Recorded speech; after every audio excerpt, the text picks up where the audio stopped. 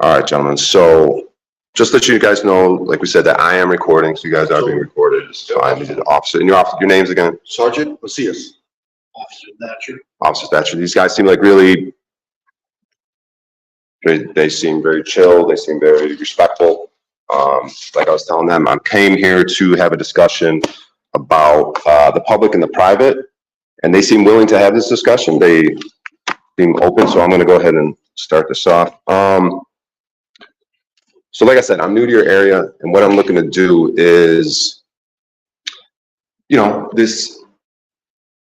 came from a bigger city, right? I'm looking to go to smaller towns. I prefer smaller towns at this time, especially what's going on in the world. I would like to live somewhere. I don't know if you guys mind stepping out and just taking a peek at it real quick? I'll be right back. I'm just gonna literally just look at it real quick. I don't know. It just looks like a big bright ball. So anyways, Should be happening right around. yeah, it's right around now, but it just looks like the sun normally. But so as far as the public and private goes, the way I see it is, you guys are in the public capacity, right? You guys deal with public commerce, like police station, the courts. It's all sort of a commerce, it's wrapped up in the money system, right? It's a public venue. You guys are public servants, right? You guys are obligated. You guys swore an oath to identify yourself, do different things like this. You guys are recording. I'm recording for everyone's safety, right? Yeah. Safety is the main concern that comes up a lot. People have an understanding of safety. I'm sure you guys, that word understand. You guys ask people, do you understand? It seems to be a key word. You understand. We're talking about safety. So if you guys, at certain times, if I ask you if you understand about the public and the private, and how there's a differentiation, how there's two different jurisdictions, you could say. And currently, right now, you guys would be in a public jurisdiction, right? You're working, you're recording, you're police officers, you're servants of the public. So me, as a private person, doing private things, moving private property around, I wouldn't be obligated to the same things you guys would in the public jurisdiction, right? As far as being private, like you asked my name, right? And you would say, oh, well, I asked your names. Why wouldn't it be friendly to exchange and give a name? But you guys are in the public jurisdiction. Now, if I was to, point out that I'm in a private jurisdiction, then it wouldn't be the same reciprocation. You know what I mean? Like if I'm acting in a private, more. Yeah. Well, and there's no crime. Right. I introduced myself. Granted, I'd like to know who I'm speaking with. Exactly, and that's why it's so important. That's why it's like, I feel like this conversation I like this conversation because I get to, I'm not going to say educate you guys because I'm in a learning process myself, but it's like, because it does seem strange for someone to say, hey, what's your name? But then not give it back. But then to me, it's completely normal because I am acting out private, but you guys are acting out the public. So I'm making a clear delineation. Yeah. Like it's awkward for me too, not to reciprocate in that way, right? It's just, as human beings, you know what I mean? It seems strange, but if you guys are gonna be in the public and I'm gonna be in the private, then we're gonna start with the names right there and make it clear what we're doing, if nothing else for the purpose of this conversation, right? Yeah. So if we're going to talk about things in the private, we're going to talk about private property, right? You own toasters and washing machines. That's your private property, right? Your automobile can be extended that as your piece of your private property, right? Right. So this is the road we're going in. So does your toaster need any type of registration? Does your washing machine need any type of extra licensing to use it? Anything like that? And maybe you got a high-powered drill, like saw, a very dangerous saw at your house, very heavy, very mechanical. Do you need any training, special licensing, special plates that you got to put on that thing, and people could come by? Oh yeah, those saws. She sounds like a woodworking man here. I read about your chief a little bit. I don't know how you guys feel about this young guy. We do meditation things and wellness things. You guys seem like. I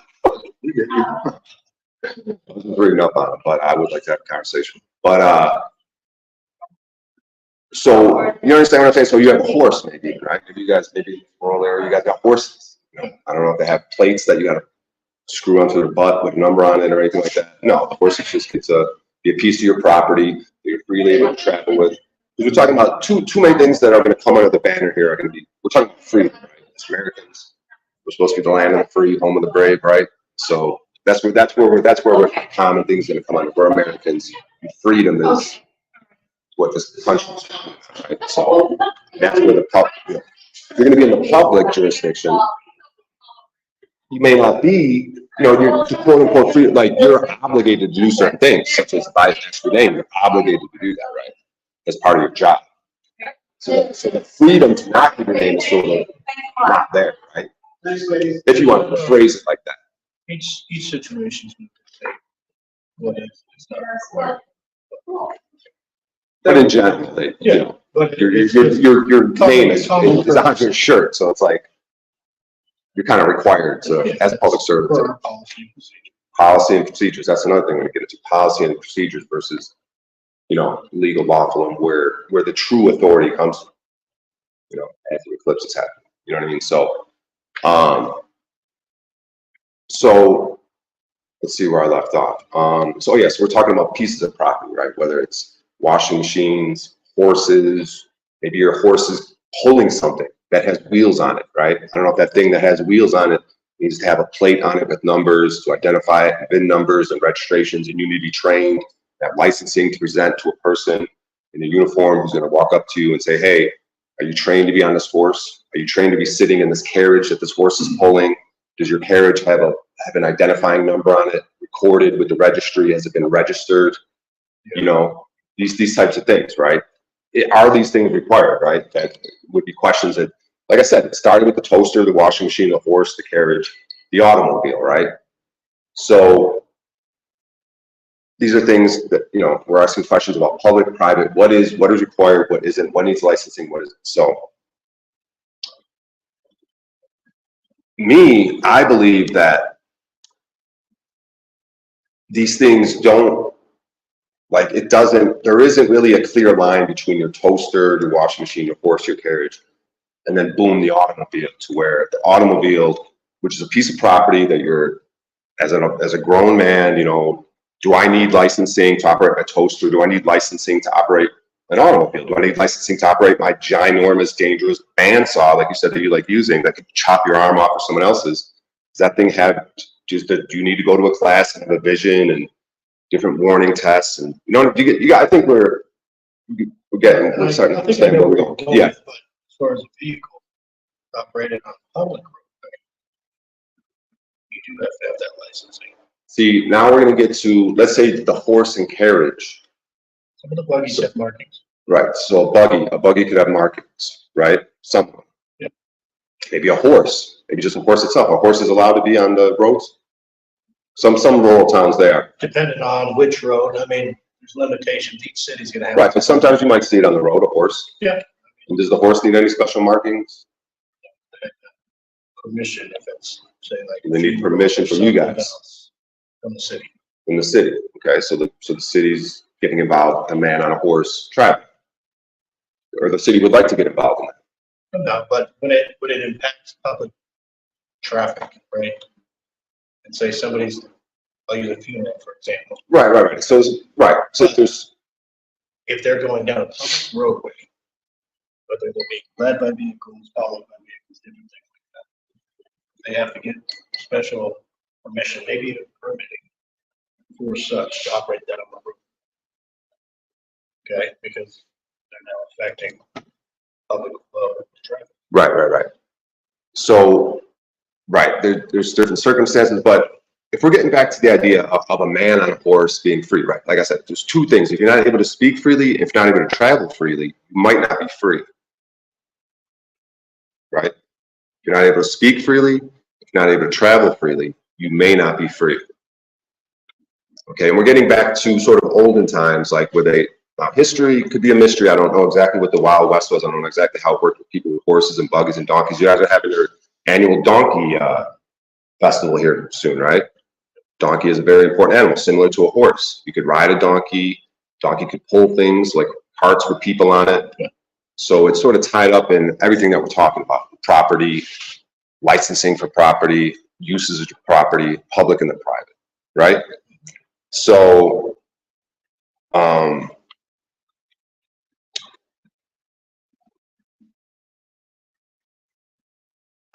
the reason I'm here today is for this discussion, to introduce myself, to let you guys know how I feel about these things. Because to be honest with you, I'm contemplating taking the plates off of my car. And I know that if one of you, your officers, was to see me in your community with no plates, that could scare people, right? And the person's new to the community, say the condition of my car wasn't, you know, maybe it's a little dirty, maybe it's a little older, something like that, you know what I mean? Maybe there's some stuff in it, whatever. Looks a little cluttered. People could get scared, right? There's a vehicle in our community, has no plates on it. You know, looks like it's from out of state.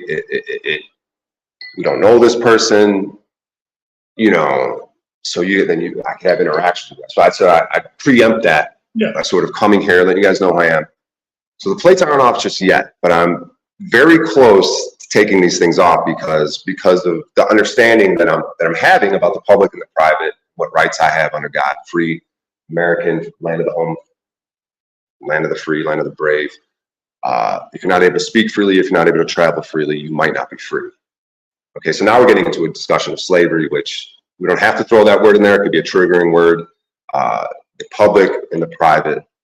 So you could say when you're in a public jurisdiction and you're handing over, when you guys, you know, pull someone over, you know, even though when those flashing lights go on, it's supposed to be for an emergency, and I'm supposed to pull over and wave you on to your emergency. But apparently the emergency could be that my plates are expired. Something like that, you know what I mean? That doesn't have the sticker on it that says 2024, it might say 2023 or something like that. So you guys, that's the emergency that, you know, you guys are gonna pull me over with, armed, you know what I mean? Suited up, you know what I mean? And I'm supposed to submit, comply, obey, right? To whatever's going on, right? As a free American who has the right to speak freely, who has the right to travel freely, right? Whether it's a horse, whether it's an automobile, whether it's I'm operating a bandsaw, whether I'm operating a toaster, a washing machine, it's a piece of property, right? So these are discussions that I'm having, you know, because like I said, I'm very, very close to just taking those plates off and dealing with the consequences, because I've already dealt with the consequences in the past, you know, as a way to say, whether you want to call it civil disobedience, standing up for rights and freedom, and as a way, because you guys have so many people that don't speak the way I speak, that when you pull them over for what should be an emergency, but you could say the emergency is their tail lights out, the cracked windshield, like I said, the plates are expired. So you pull them over, you ask them for license, registration, insurance, and you guys expect them to give that to you. If they do anything else but hand you over license, registration, insurance, you guys are now on, what's this person up to? This is abnormal behavior. You know what I mean? This is how I'm sort of projecting how you guys would look at that situation, but this is how I believe you would look. You'd be like, what is this person doing? This is abnormal behavior, right?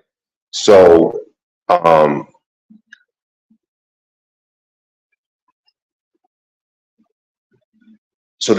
why I'm here, because that could happen to me. I could get pulled over in your community, say, let me see your license, registration, insurance, and if I were to respond, what makes you think I need those things? Boom, boom, boom, back up. You got something weird here.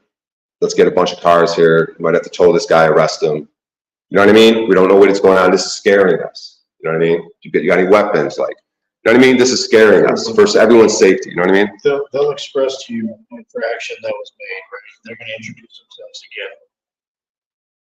All these infractions are established by the city or the state.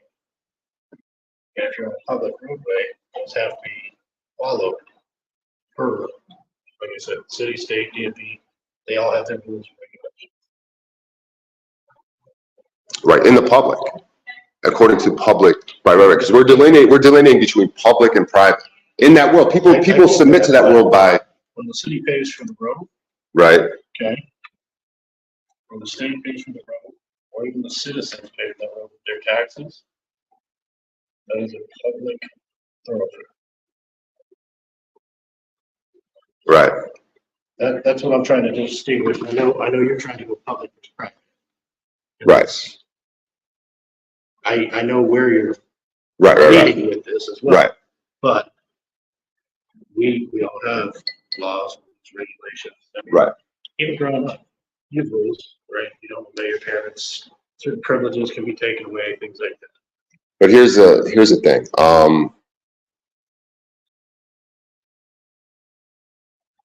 When people are registering their vehicles and whatnot, they're signifying that they wish to be part of the public system. They are not. They're making a clear distinction. I do not want to be part of the private system. I want to be in the public by getting the IDs, by presenting the IDs,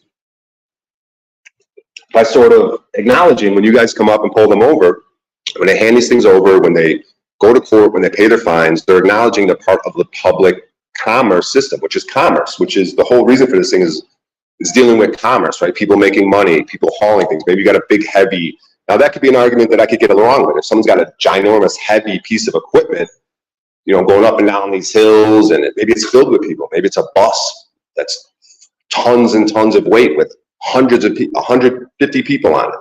You know, there could be liabilities or insurance and regulations, and maybe some sort of licensing could be needed, right? But if we're gonna, you know, take it back, toaster, washing machine, bandsaw, horse, automobile, different pieces of property, which ones require licensing, which ones don't, which one requires numbers on them, which ones don't.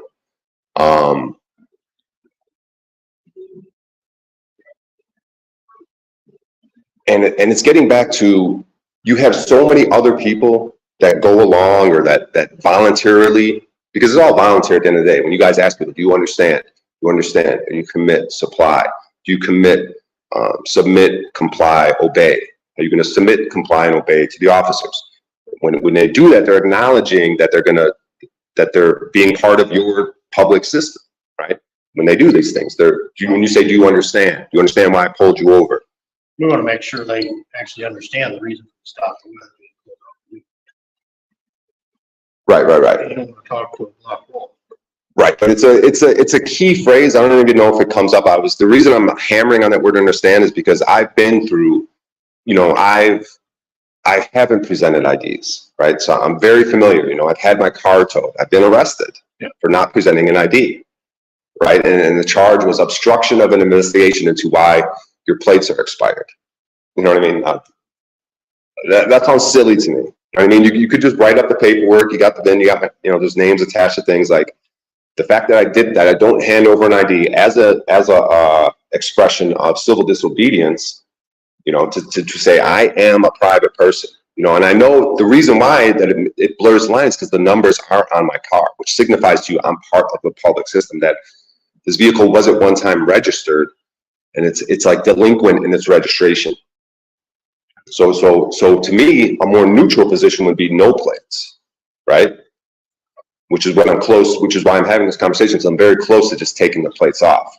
To let you guys know that, hey, I'm clearly signifying arrest, no arrest, tow, no tow, obey, no obey. I'm willing to go through it however, lock me up forever, kill me, do whatever you gotta do. But I'm gonna stand on my principles and my conviction that, hey, I wanna be a private, free, American person the way we're supposed to be, just like if I was on a horse. I don't need some other man coming up to me, no matter what he's wearing, no matter how he's armed, saying, hey, are you able to ride this horse? Where's your horse's signifying numbers? You know what I mean? That doesn't feel very free. If you're not able to speak freely, if you're not able to travel freely, you may not be free. Okay, and the people volunteer to say, hey, I don't need to be free. I will register things. I will get my IDs. I will do whatever, you know what I mean? So yeah, I just want to touch base with you guys, let you know who I am. Maybe even get some. You guys got business cards, anything like that? Yeah, I'll take. Can I have them? Can I have your business cards? I don't have any business cards. I do. Yeah. So this way we've touched base. If I'm out and about and something like this comes up, I can say, hey, I've already been to the station. I'm trying to talk to the chief. I'm trying to let you guys know what I'm about in case things come up. You know, you guys know where I stand. Because like I said, I'm very close, because I don't think it's fair for me to have plates on it and put it, it's like having a flashing light that says, you know, open for business or something. Because truly it's the business commerce world when you volunteer for that, you know, when you possess IDs, you know, you're just like you guys, by getting this job, you guys are saying I'm part of a public servant position, a part of this public commerce world. Because a lot of this is going to get down to there's money, there's fines, there's a lot of money, there's a lot of revenue from what you guys and your officers are out patrolling doing. At the end of the day, there's money being extracted, right? There's money being exchanged. So it's like, to me, it's commerce. Just like if you could say that vehicle that has all the people in it driving on a bus has to be more of a commercial commerce world, a public world, where maybe I could argue there could be regulations needed because there's a lot of people involved, there's a lot of weight on the road. Do we know this guy's brakes? Are they up to date? Are they being inspected? Things like that. And people are going up and down these mountains. I could see the argument there, but we're getting back to pieces of property, freedom, right to speak freely, right to travel freely, being a free person, being a private person versus in the public jurisdiction. So, trying to think how much more I want to go on with this. Does any of this making sense? Do you guys I understand exactly where you're coming from. Right. You guys have any questions? You guys? No, sir. Right. So, I'm trying to think if there's anything else I want to touch on. So, okay, I'll ask you guys questions. So, since I'm very close to taking my plates off and making it clear, which would be more of a neutral position, because you could go from neutral to having some sort of a number, like a DOT number. There's correction of status where you get certain IDs, certain credentials that can be presented that would be more on the private side. There's paperwork involved. It'd be a process to where, since you guys are so used to people handing over certain types of IDs, I can say, hey, here's some credentials. Here's a number attached to my vehicle. It's recorded, in case it gets stolen or something. You guys can have this information that's been recorded somewhere for this public safety. For you guys as servants working for the public on my behalf. Perhaps you could retrieve my stolen vehicle for me. You guys could help me out with that. Some of these identifying numbers may assist you in that. So, but if you were to see a vehicle with expired tags as opposed to a vehicle with no plates, which would, for lack of better language, scare you guys more, or you guys would think, whoa, what is going on here? We need to investigate this situation. Or is there any difference? I don't think either's more scary. It's just. Maybe scary is not the good word, yeah. But. To me, it'd be the no plates would be the one that's you're gonna get, people are gonna be freaked out, even if you're parked by business, especially with a vehicle, like I said, it's a little more dirty, maybe it's an older vehicle, no plates, out-of-state plates, people are not even out of state, they don't even know it's out of state at that point. They're just like, this isn't the vehicle, something's different about this car than what we normally see. It's a little dirtier, a little banged up. There's no plates, are you driving no plates? There's no plates on it. It's goddamn Eclipse, dude. Having a conversation during the Eclipse. There's no plates on it. You know what I mean? You guys are gonna get called out. This guy looks like some old hippie guy. I don't know what he's up to. He comes in, he's quiet. He's ordering coffee and shit. He doesn't talk to anybody. But you know what I mean? Like, so I just want to touch base with you guys, and I actually got to drive to Vegas tonight to do comedy, believe it or not. But my goofy demeanor. I drive an hour and a half. I'm not saying I'm going to do well. It's some sort of weird wrestling comedy thing. I've been getting paid to do it, but just because you're getting paid to do something doesn't mean you're good at it. The main thing is I'm just trying to learn to speak in public without having fear. Like when you guys first walked up, I was you guys could probably tell I was a little shaky in the voice. I was a little just nervous. I don't know why. You could come up with whatever reasons you want, but I've sort of calmed down since being around you guys. This is a similar thing to being on stage. It's not so much about the jokes. It's just facing your fears, being willing to own a room.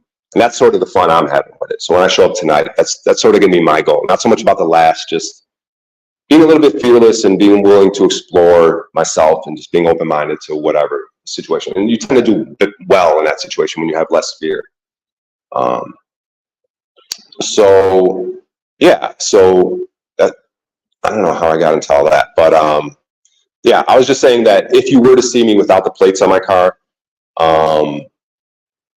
as opposed to having, say, expired tags in my car, which, do you guys prefer one or the other? Would you prefer me riding around with expired tags? Would you prefer me to have no plates on them based on this conversation? I don't know. I don't know where you guys stand. It's all up to you, sir. Right. We don't tell you what you can. Right.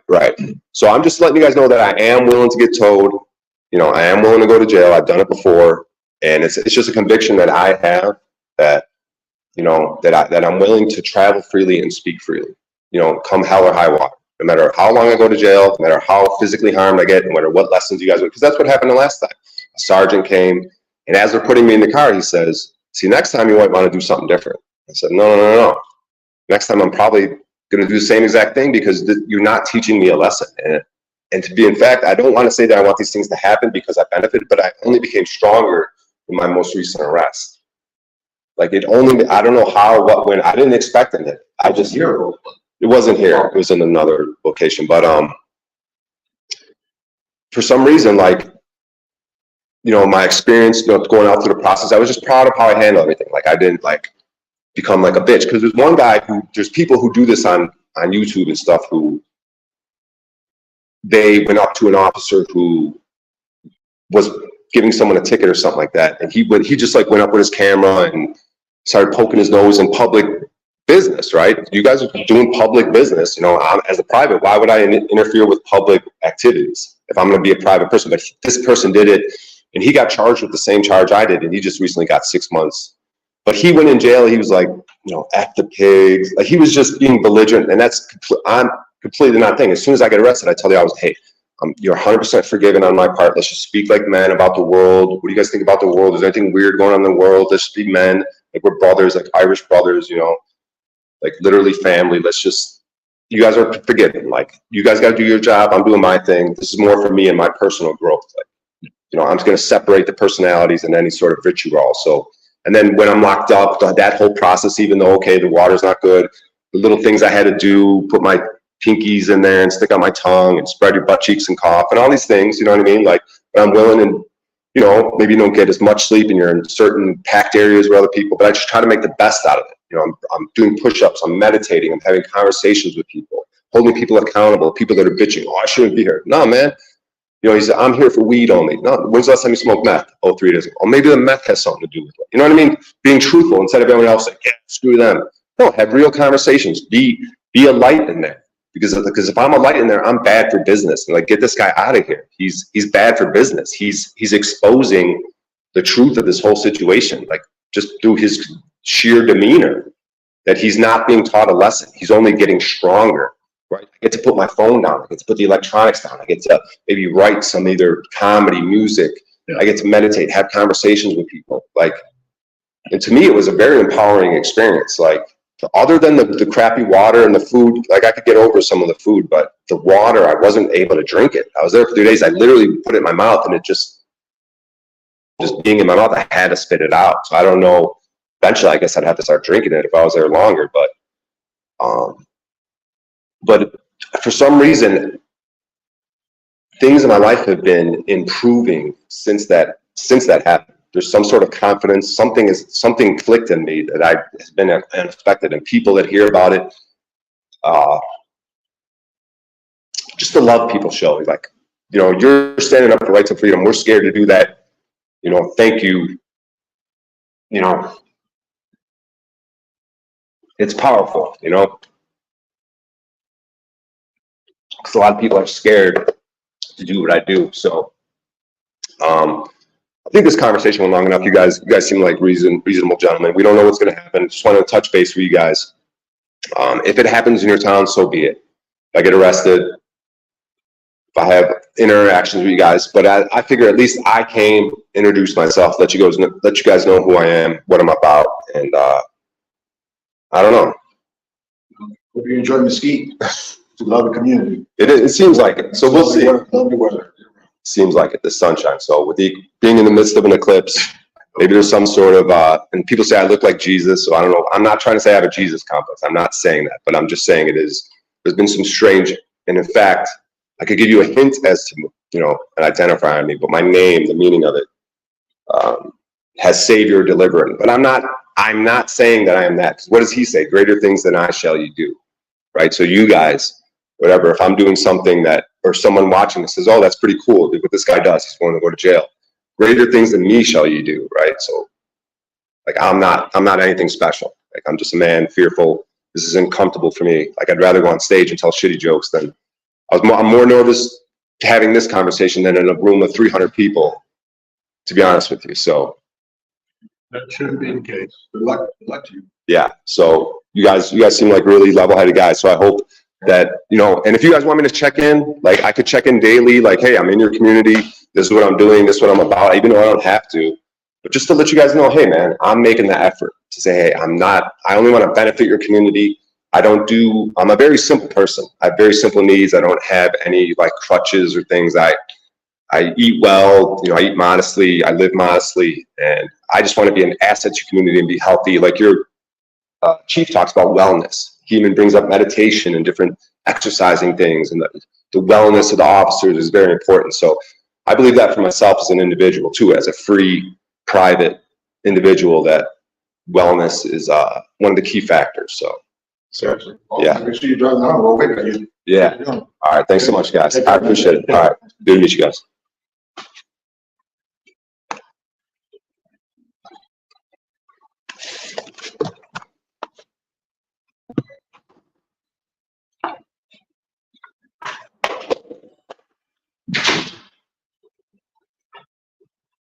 I almost walked off with your pen, sweetheart. Oh, no problem. All right. Take care, love. All right. You too.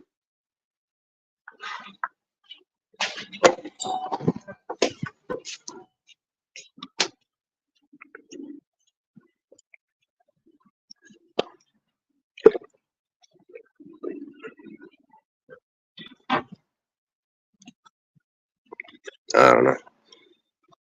Either I'm a crazy person or I don't know. Probably some sort of combination of batshit crazy and onto something. Which is how it should be. Just like when you're dealing with an audience, 50% of them should be horrified, and 50% of them should love you. You know, you gotta be 50% out of your batshit crazy out of your mind, and 50% onto some new truth that other people are scared to look at. Ugh.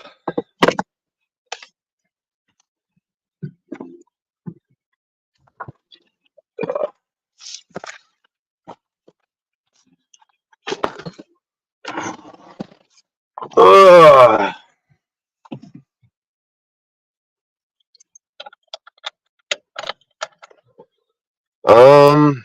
They said I'll probably wave at you. They said if we see you, we'll probably just wave at you, which I took to mean that they'll just wave at me and let me just let me be on my way. You know what I mean? Oh, that's that guy. And which is how I want it. Which I think is how some societies are, like that I've heard about, like this Orlinda thing. Like it's like, oh, that's one of those people. They're one of those free people. Yeah, just leave them alone. It's not worth it. Just there's something different. Just whatever. Oh, there's Brian. Yeah. Just hi, Brian. Bye, Brian. You know, that's how I prefer it. You guys do your thing, and I'll do my thing. Like if that's how it could be, then good.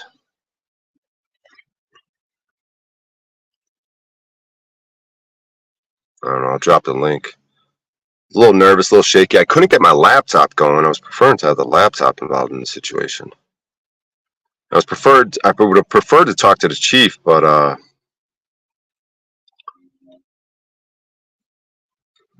didn't talk to the chief. I'm gonna post the link. Maybe Timmy or someone wants to come up. I was a little nervous, a little shaky when they first came out. I'm not gonna lie.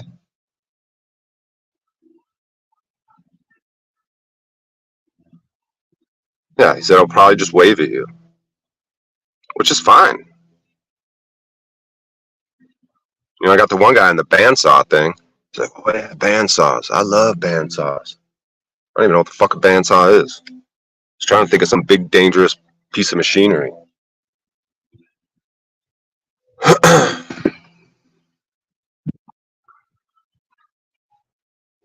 So I don't know. I'm kind of happy with that interaction. It didn't necessarily need to be recorded, but they came out and said that they had their body cameras active recorded. So I just said, hey, it's good for the goose, it's good for the gander, huh? Well, I guess that was an audit, maybe. I don't know. I just went to have a conversation. Just reading some of the comments here.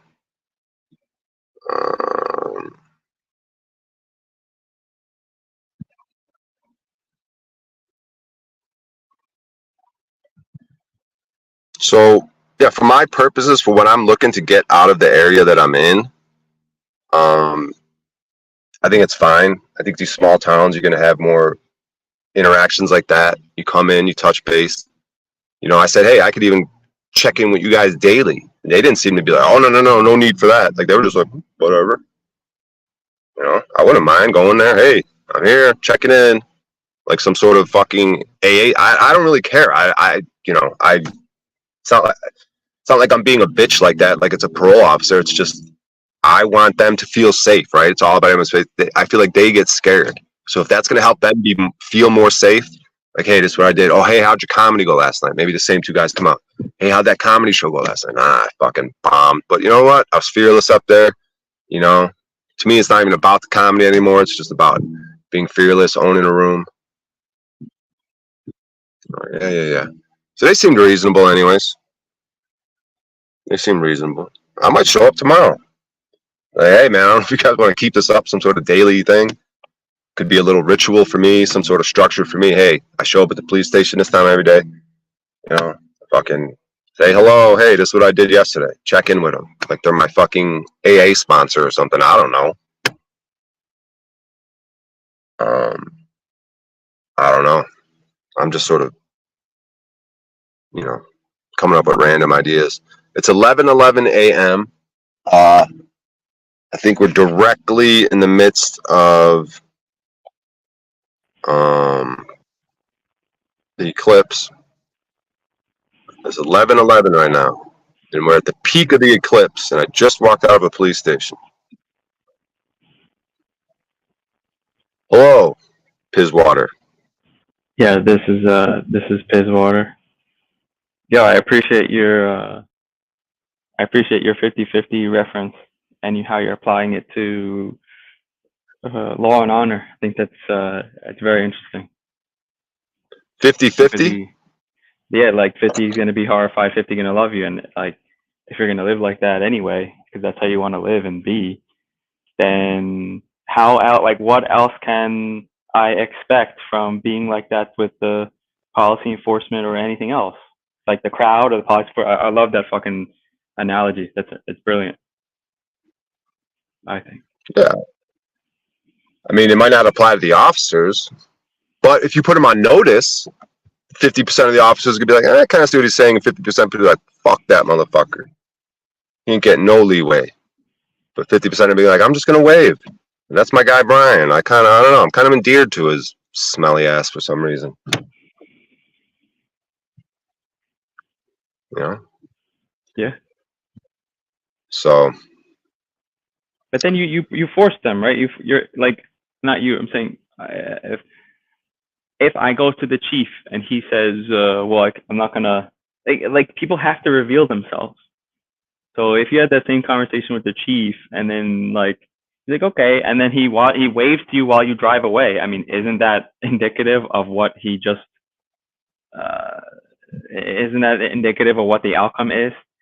Like he's not running after you the second you put your big toe on the accelerator without plates, right? He's not like running to you and going, hey, sir, you violated XYZ statute, UCC 123, right? So isn't that sort of he's saying without saying what he's talking to, like what he's saying to you? Mm-hmm. Yeah, so that's why I'm like, fuck, man. I feel like a bitch for not just like immediately taking them off. Like, I'm like, I gotta drive to Vegas tonight and go do a show, a paid show.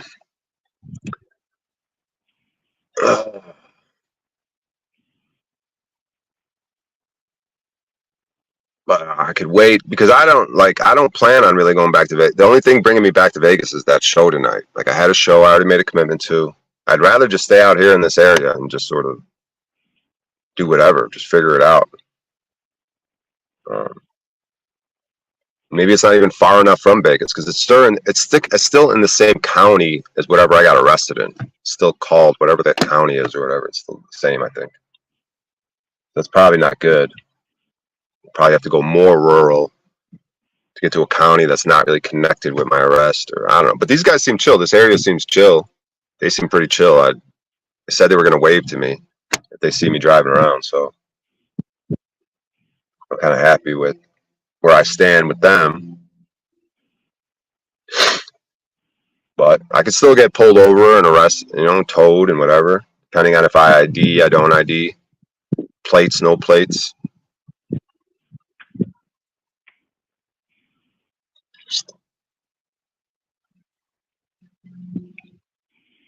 So I think I'm gonna head over to the Starbucks. Paul will probably be live at some point. Do you know if he So it's scheduled. is scheduled? So probably like in an hour or something. Yeah, I think I saw it scheduled for an hour and 20 minutes from now, I believe. Just Mike Freeman. Freeman. Yeah, what's up? What's up, Brian? What's up, Timmy? Can you guys hear me all right? Yeah. I'm a little out of breath. Sorry, I was just walking in from the field. I just wanted to say, basically, since my interaction, Brian, I've come to learn quite a bit more about what's actually happening here, and I wanted to share that with you if you want to hear it. Yeah, please. Okay. So I don't know if you're reading what I was typing in chat, but it's basically down to that. Everything they're doing with their statutes and codes, it's all contract law. And if you're not doing business with the state and you're on record that you're not doing business with the state, then you have no obligation to perform under any statute or code because those are just contracts. That's all they are. Yeah, but beyond that though, there's the public trust doctrine, Mike. Are you aware of police power, public trust, usufruct, all of this stuff about the roads? Because that's their argument. Yeah, to a certain degree. That's why you got to be on record with them that you're not willing to do business with them and that you're reserving all of your natural rights. And if you're reserving all your natural rights, they can't pull you over unless you're doing a crime because you have not made a victim anywhere. And if they try to pull you over, then they've immediately, if they initiate their traffic lights and there's no emergency, they've seized your living body and your lawful property. Yeah, but I'm playing the devil's advocate, right? You're on their you're on a road that they're managing. Yeah, but that is part of the public trust, and you're allowed to travel freely and unmolested along the public roadways. And there's case law for that if you want to go back to that. But the point is, Brian, what you want to do is make it clear that you're operating under constitutional jurisdiction only, no other jurisdiction. And if you have it clear on record that you're operating under constitutional jurisdiction only and they fuck with you, then you're in the clear when it comes down to it. They might hit you in their own court, but then you're on record and it goes to appeals court. And you got to challenge jurisdiction like immediately, basically. And then when it goes to the appeals court, you're on record challenging jurisdiction. And all they're doing is looking at the record there. And then if it goes even higher, they're just more fucked the higher it goes. Yeah, I mean, I'm looking to avoid courts unless I get dragged into them because I'm not really so much like my strategy is going to be just like the dumb guy, just so basic information, just have a conviction in my heart. I don't need appeals courts and courts at all, or even suing them. It's not really on my mind. It's like, I mean, these things I might get interested in. That's why you put them on notice and you let them know, hey, I'm operating in your area here. I'm not doing business with you and I have no business with you in the future now or ever. So please don't approach me because I'm not interested in doing business with you. Essentially that. And if you want to do business with me and you're going to try and force me to do business, you'll be subject to fees. That's why people say to put them on notice with the fee schedule. So, but do you think it's equitous? The moment you put your tire off of your private property onto public roads, do you think it's equitous that you can use it for free and never have to pay any part of the like construction or the asphalt? Like you never paid into any of that. So like, why should you be able to travel freely on that? Because first of all, like, if you're going to get a committee of people to work on these things, I don't think they're equitous in how they distribute their money. It's all, to me, it seems like all fraudulent scams and kickback deals and skimming off the top. Like, we want to get a bunch of men to say, hey, this needs to be repaired. We're going to, get a bunch of honorable men and decide some shit. I don't think things are being decided by honorable men right now from the community. There's some weird political, bureaucratic paperwork, skimming off the top, fucking money laundering, kickback deals, side room shit, for everything that's going on. These roads, in my opinion, and, we want to get to history, that they built these roads. I don't think they made these roads. I think this shit was here. I think this shit's way too difficult for all this infrastructure that's here, that they just fucking did it all themselves as some honorable government. They're honorably fucking arresting Diddy because of the poor children and people that were hurt. Bullshit. He pissed off some powerful people. And it's all the same shit. Why are you bringing up Diddy and when I'm talking about the roads? Because it's all corruption and bullshit. It's all connected. Yeah, and I'm not on contract or on paper anywhere saying, hey, I want you to go ahead and collect money from me so that you can build some roads. I never said that I'm okay with that. Yeah, It's but nice that they have the go on roads their out there. but you go on their road, right? Or the road that they regulate. It's not their road. They are operating under, they're the trustees for the public trust. It's their duty to do that. They have a duty and obligation to do that. However, they want to raise the funds to be able to do that is up to them. If they want to try and collect taxes from so-called employees of the federal corporation, then that's what they're doing right now. That's or the states. It's the same thing, just at a lower level. It's the same type of hierarchy. It's funny. I mean, I played this in my head during the ClownVid event, and I tried to ask folks to explain to me, like, oh, when exactly is it? When do any of your suggestions, like I'm talking to some policy enforcement officer, like, oh, when do your things actually start to go into effect? Is it when I go off my private property, like when I step one toe on the public road, or is it when I go over here? Or he couldn't give me the answer. So if we do the same thing for the road, it's like, well, I'm not getting any notice either. Right? There isn't even notice anywhere that's saying, like, hey, you're, like, it may say those signs, oh, you're entering a different state, right? But it never says, like, you are subject to this toll when you go on this road, right? It's not even specific. So it's weird, right? Because, like, if I leave my private property from one place, go down a quote unquote public road and go to my other private property, it's like, when was I even given notice? Like, because it's on a paper in that municipality or state or like federal jurisdiction. You get what I'm saying? Like, there isn't even proper notice to I. Like, how am I supposed to know what they're doing? I can explain that to you. It's called an auto executing contract. That's what statutes and codes are. They're auto executing, and once you've entered into it, you can't pull out of it if you've started performing underneath it, which is why you got to be on record that you are not doing business with them. You have no intention of doing business with them. And if they decide to force you to do business, they're going to pay you to perform, but there's going to be fees associated with that. Are you talking about a license? I'm talking about anything moving on the public roadways, because we have the right, and this is on paper, it's been ruled on by what they say is the Supreme Law of the Land, Supreme Court. Real Supreme Law of the Land is actually the Constitution. The Supreme Court has even said that, which is kind of an interesting conundrum there. But we have the right to travel freely and unmolested on the public roadways. Yeah, I mean, I don't even get into that because I just ultimately I didn't even sign that. But again, I understand it's for them. But it's an auto executing contract. So when you pass a sign that says this is the toll road, if you're not on record saying that you're not doing business, then when you pass that sign that says you're on a toll road, you've now performed under the contract. So now you're subject to the statute that governs that says you have to pay the toll. So if you don't pay the toll, you're technically not going to be performing the duty that you're obligated to perform under the contract that you entered into, maybe unknowingly, but it auto executed and there's no way out of it because you're not on record having opted out of it prior to going on that roadway. Does that make sense? Yeah, I don't know if I agree with you that you can opt out of that toll. But you absolutely can, and you have the right to fair and just contracts under the contracts clause in the Constitution. It's protected under that clause. Fair and just contracts. That means you can opt out of any contract that you don't want to perform under. You just have to be on record ahead of time.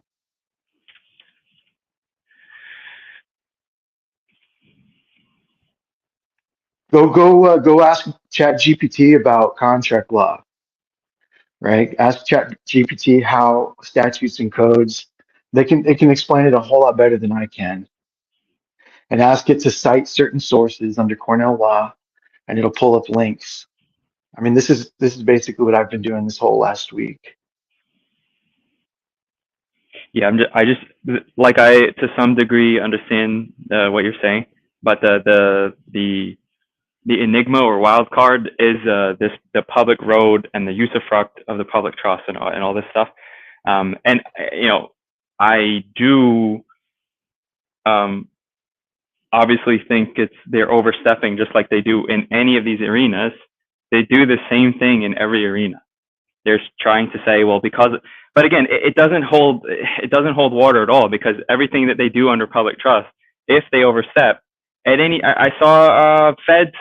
I saw some lady who was talking about the Gaza situation. The feds showed up at her door, the FBI, and they started asking her questions. They said, well, it's our duty to keep the public safe, right? So public trust, right? But again, like if I say that, if I show up at their house, they're not like, they're going to say, well, this is a problem. They say, what? This public trust. I'm keeping, like, you can use that logic for anything. Oh, well, you guys are going around doing genocide and slavery, so I'm going to start surveilling you. They're not going to like that. They can show up at your property if your property's registered to the county or state or whatever.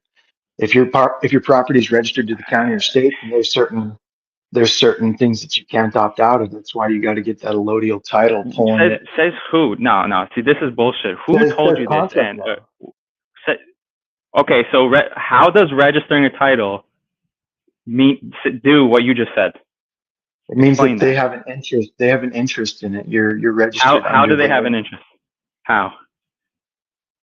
Because they had the original land deed at some point in time, and they never released it. Whenever it was purchased, they put their little system in place to where you can get a deed to it, but it's not like the original document. So they hold a certain claim to the property unless you take it from them, and you can take it from them. So is the claim that paper, or is it the claim the man knowing that what his property is? The claim is their claim on the paper, saying that they hold. What is that saying? Possession is 9/10 of the law, right? So if they possess a part of it, then they can hold you under their contracts that govern their. They can hold you under their self-executing or their auto-executing obligatory contracts. There's no. Where's the contract? There's no explicit. All statutes. Wording. All statutes. U.S. code and city ordinances are contracts. Yeah, but you're repeating what you just said before. I'm asking you something different. I'm saying, where's the explicit contract that says what I agree to if I register something with some corporation or governing body? Like, where does it say if you register XYZ, then you're subject to XYZ? So in the statute or code, it says if X happens, you shall do this, right? That shall is basically telling you your performance under the contract at some point in the future is permissive. So for certain things, you can still opt out afterwards, right? Because the shall is permissive. Go look up the use of shall, SHALL, in statute and code, and how that applies when it's a living person versus like a government organization. They view it as not obligatory. They view it as permissive at some point in the future, right? And that's because it's a contract. I don't know what that means. I'm just asking you directly. Like, if you say you're registered, like John Smith has his 10-acre property registered in XYZ County, and it's under his all caps, fiction at that registrar. So you don't want it under the all caps. You don't want it under the all caps because then you're not under constitutional law if you're under the all caps, right? You want everything that you own and operate or control to be under contract or constitutional law, constitutional jurisdiction. You don't want it under like state jurisdiction or federal jurisdiction or anything like that, because if you're under their jurisdiction, then you have a duty and obligation to perform under certain codes. What are you going off of? You're just repeating shit that I think is not true. No, it is true. I'm just going off like the straight up logic. I've been researching this all week now, man. I might not be able to That say it doesn't in a mean way that you can. Okay, well, I'm saying I mean, you can like, say, like you show can me say all that I'm show me all wrong. these. Well, You look, can show say me that. all these fucking guys that talk about the allodial title and the land title and the landy and all this shit, and show me where, like, when they've sent notices out, and because they had that deed, like they use the deed as the defense. That the paper is not the defense. The deed is not the defense. Do you Knowing know? your Do fucking you know rights what a and legal knowing nexum is? Do you know what a what? legal nexum is? A legal nexum or No. joinder. So if you don't know what legal nexum or joinder is, then you're not going to understand anything that See, I'm talking about. this is what's happening to the fucking sovereign citizen retards. Everybody's like reading a bunch of I'm not a like, sovereign citizen retard, Timmy. I'm trying to explain something to you so you can understand it. You don't have no, to believe me, but you can go and research the you're stuff that I'm saying, and you're not if doing you any of this look shit, into the dude. stuff that I'm saying, you'll see that what I'm saying is accurate, man. I don't need to look into some sovereign citizen's like research. I'm not calling you a sovereign citizen. I'm saying everybody's getting caught up because one retard gets up onto a fucking microphone and says a bunch of complex shit and then tells everybody that they gotta buy all their bullshit in order to understand something when it's not that fucking complicated. It's a fucking trap, dude. My fucking land is my fucking land. It's not that complicated. You, I don't need. Fuck I you. don't. How about that? Go Yeah, fuck yourself.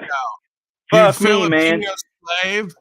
Yeah. Bitch It's not ass it's not slave. complicated, Timmy. What's up, Paul? You just asked me if I don't know some fucking Latin phrase that I don't know what I'm talking about. Dude, that's exactly what the legal society latches, does. man.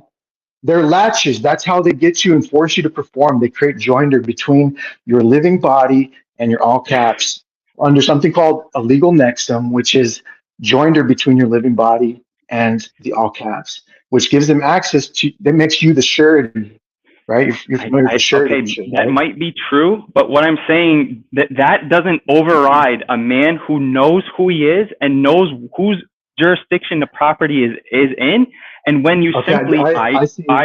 I say, when I simply give notice to whoever the beings are that are doing latching games, I say, hey, stop latching on here. I get that you may presume because of some documentation that you have superior interest in this property, but that isn't so. This is private property. It's in trust, and I'm not under, unless you show me some specific contract that shows that I'm under all these bullshit codes.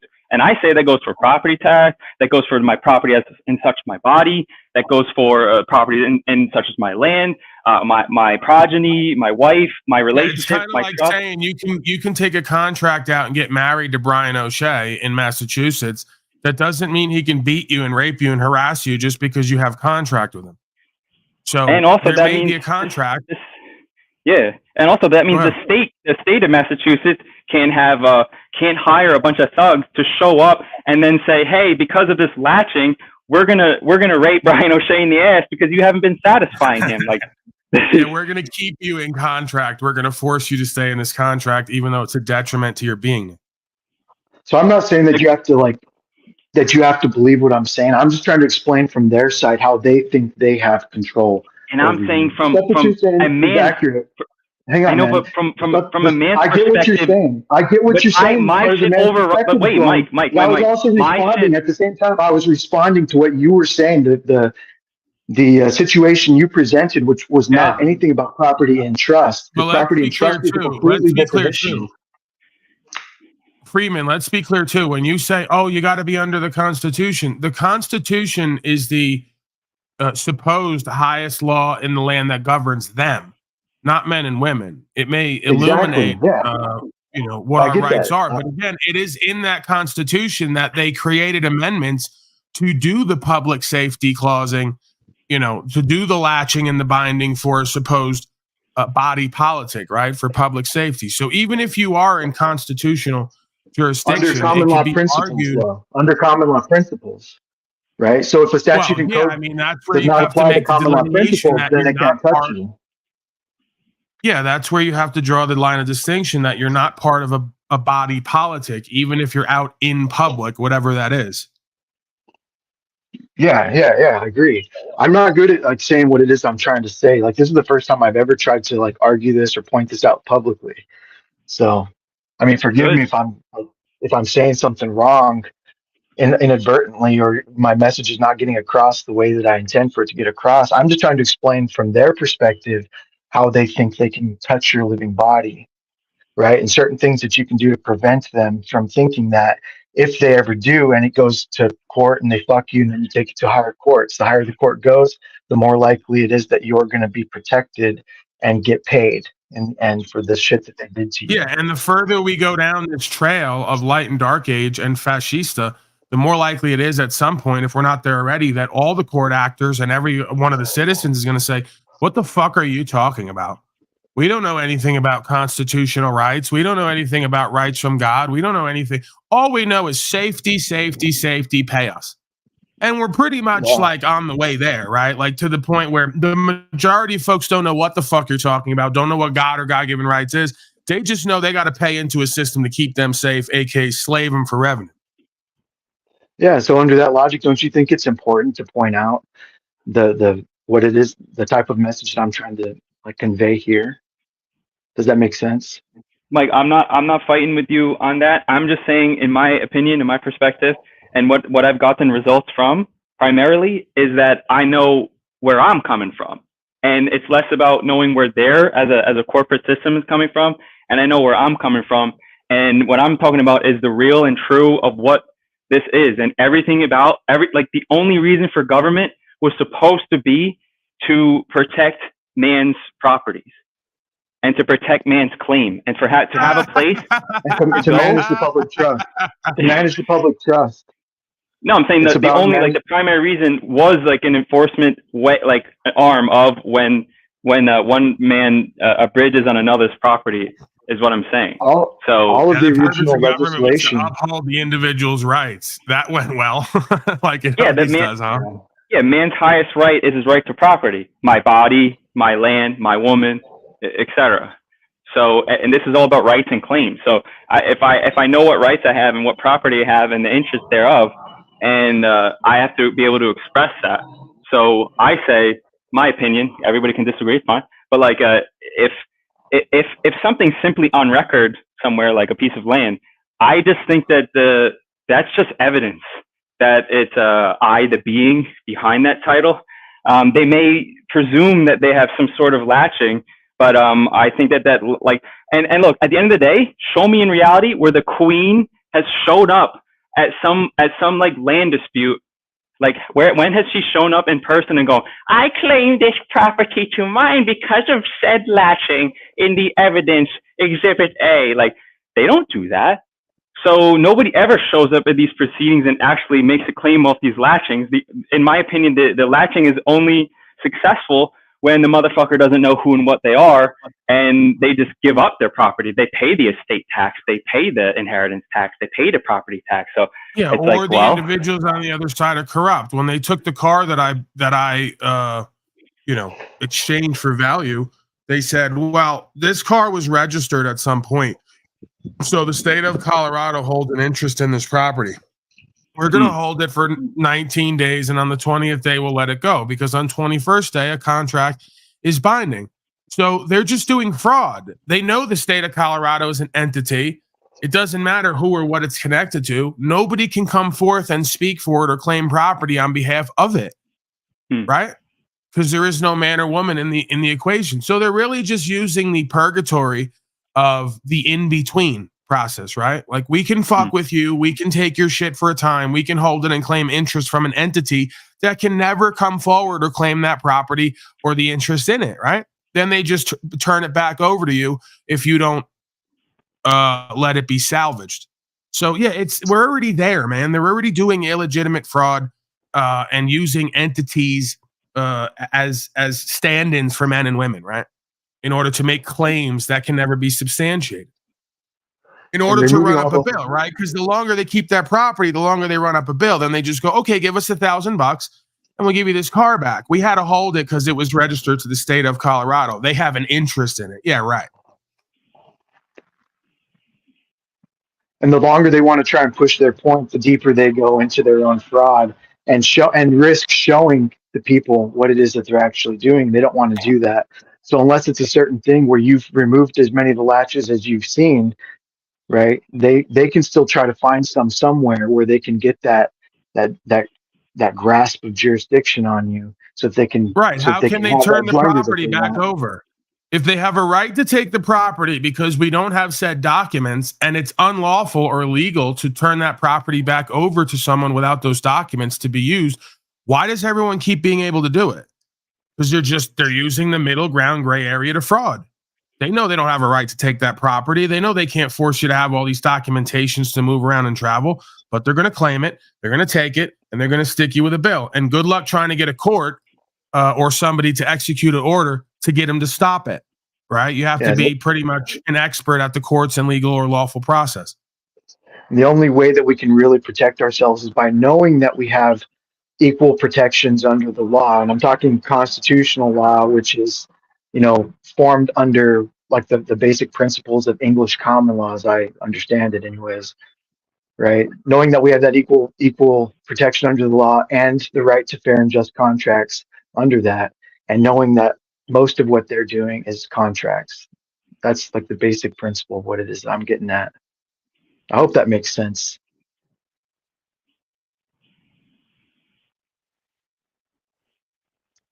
Because if we don't have equal protections under the law, right, and they're executing certain things against us, saying, things like they can lie, they can do other things, whatever, then, and we're not under oath, and they're saying that they're not under oath, and it ever goes to court, right, where they try to Right. use something against you. The game with them is you've all signed up to be a privileged class, so you don't get protection under the law. You get privileges and benefits from the body politic that comes with obligations from the legal system. Nowhere in Exactly, there that's is a law even a contract. part of the conversation. Exactly. Now Well, I you think can it's invoke lawful. that and say just because we have a fucking contract and you believe I'm a privileged class and I derive some benefits and privileges from the system does not mean you can slave me. I mean, you can draw that line of distinction, one that doesn't necessarily have to do with the other. I mean, even in their system, the body politic, there has to be a direct threat to a member of the public. Where is that 90% of the time? It doesn't exist. They did it with Slavid. Oh, we're going to slave everybody with policy and code because we're just going to say everybody's potentially a direct threat to everyone else, 6 feet. But they can't establish it. They can't make it real, and they don't have to, because in this realm, perception is reality on some level. Even if it's not And reality, it will make up our reality. and you can appease them by reserving all of your natural rights, by signing everything that you sign with prejudice, to my rights, right? So with prejudice, just put with prejudice on there. And what you're saying is that you have the last say on which natural rights you're waiving, and you don't have to have that on paper as long as you have the with prejudice. And then if they ever try to, fuck with your rights, and you say I've got a right, you're fucking with my right. You're protected because it's on paper at some point. You've given them notice that you're reserving all your rights. And so that's just an added protection for you. And I can understand the sentiment that you shouldn't have to do that, right? I fully agree with that. But from their perspective, also, they're the ones that have the numbers and the advanced weaponry and all that to enforce their beliefs. And so I think it makes sense to appease them on that level, even though I don't think we should have to. That also might be the biggest psyop of them all. That they are bigger than they actually are. Possibly, but I do know that they're good at playing mind games and turning people against people. That's maybe their only Especially, game, right? I mean, yeah, I was one of the enforcers back in the day, man. I joined the Marine Corps, and here's an interesting thing. You talk about Katrina, Paul, right? When I was in Iraq, that's when Katrina happened, and they were telling us that they're basically like, the people are going crazy. There's people killing people in the streets. There's snipers shooting people. So they were gonna pull us back early from Iraq to go to New Orleans to basically lock down New Orleans. And then they didn't lock us down, so we were telling people at home, oh, they're telling us we might be going back to go to New Orleans to lock people down. And then they're like, oh yeah, never mind. That wasn't real, whatever, because we told people. And the cat was out of the bag at that point. Yeah, they've been doing it for a while. They wait for certain times. This thing, whoever, whatever it is, waits for everybody to be like we're coming to it again, right? Like we're at a point where the political situation's fucked, the economic situation's fucked.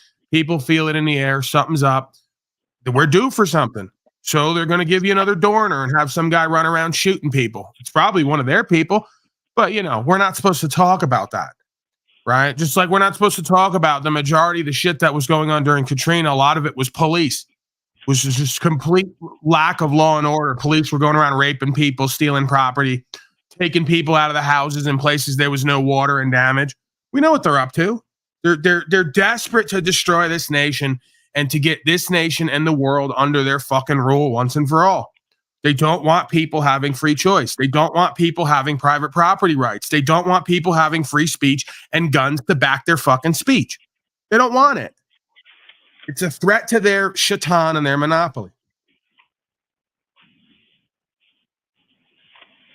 And I think they're going to get it done on some level. I got to tell you.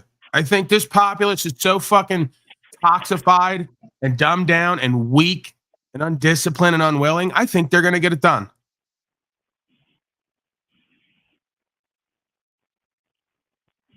For sure. I mean, look where we're at right now. It's already evident that it's pretty much almost done. It's almost too late, maybe even too late. That's why I feel the need to be out there trying to point out what's going on in a way that's not gonna like hopefully get me fucking killed or something.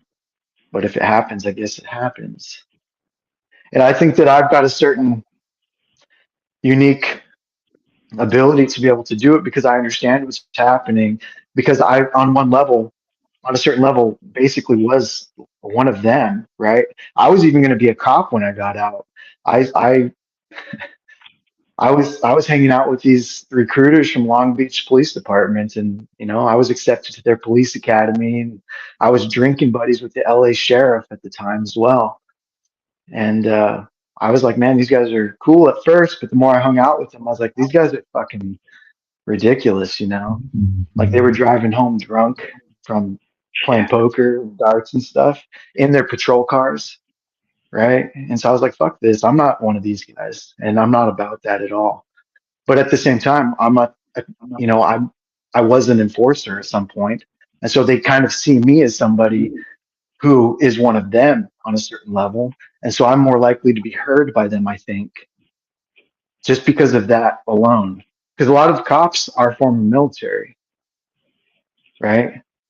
And from what I've seen, most of the guys that I hated when I was in the military are the guys that got out and became cops. So, I mean, what does that tell you too? Yeah, the reality of it is that these folks are so bought in. Like, I just look at folks around me as a reflection of the whole.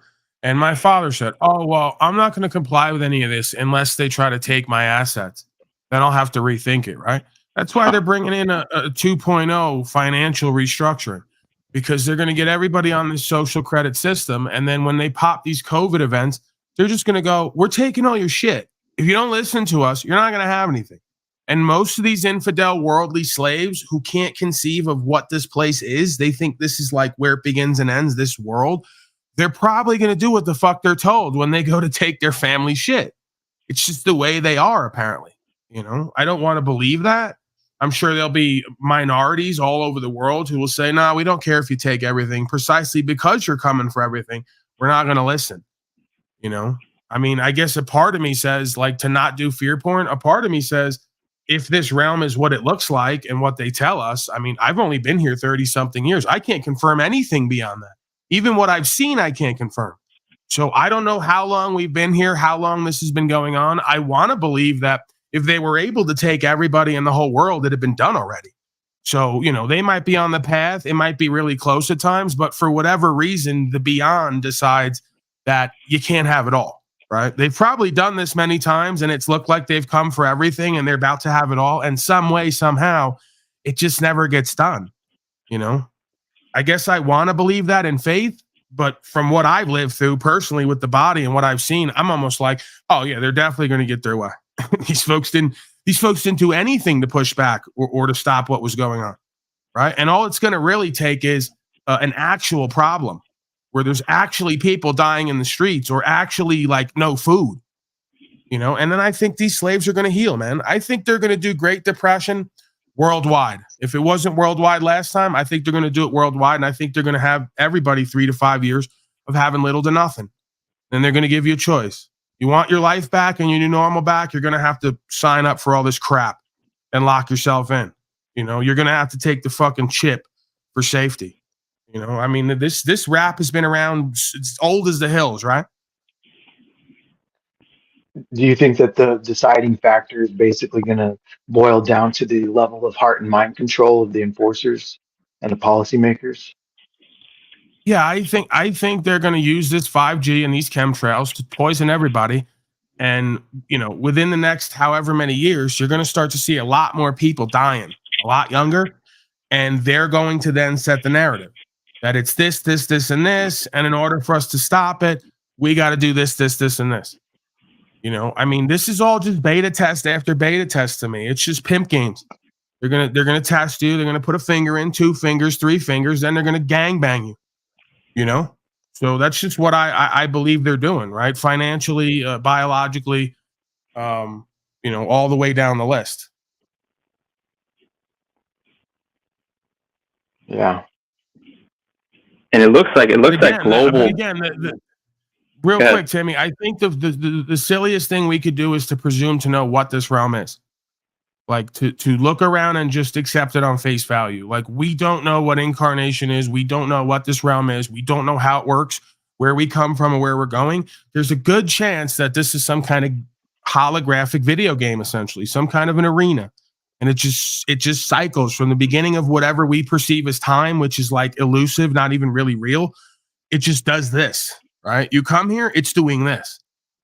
It's like, I don't even necessarily think you could stop it or change it. You could just go on record with who and what you are and potentially sacrifice or secure.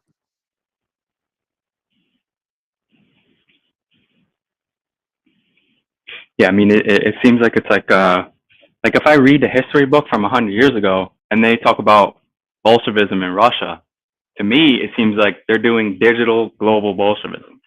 Get everybody onto the same kind of communistic style plan, make it look like capitalism evil, and have everybody join together via all the TikTok, social medias, like basically one world thing that all kind of go, okay, well, you know, communism is better, but on a global scale.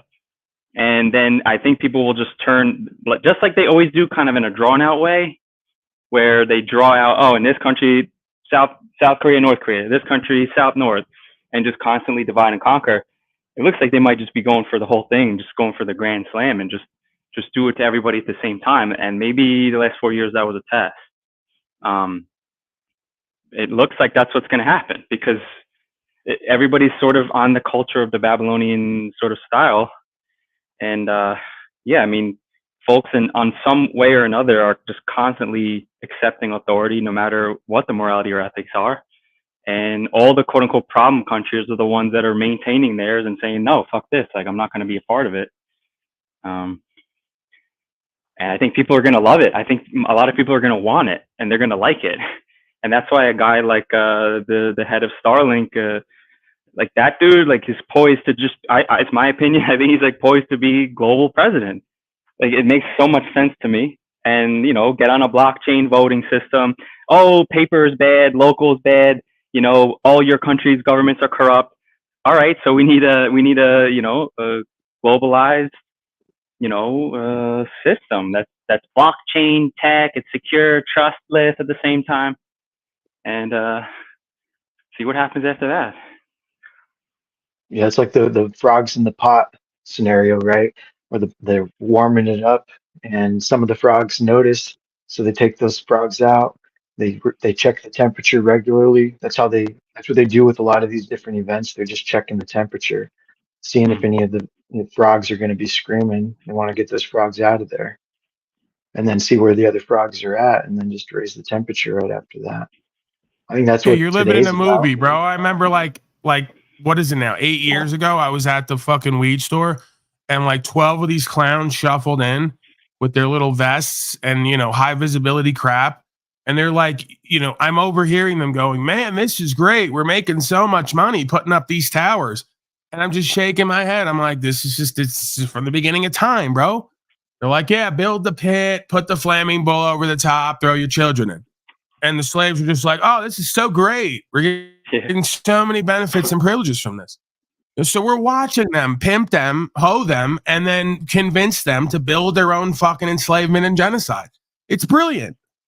You can't argue it. It's so far beyond whatever the individual thinks this creation is.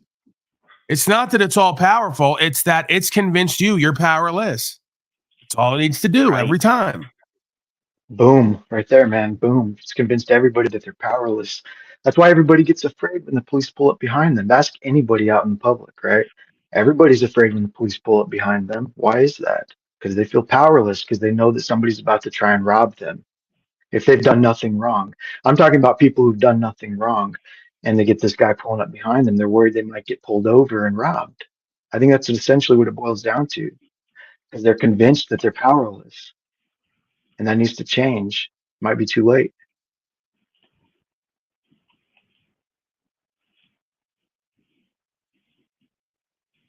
Yeah, again, that's I think the upshot is that it's a shadow attempting to scare you, but it's your shadow. So But the shadow has teeth if you don't know what it is.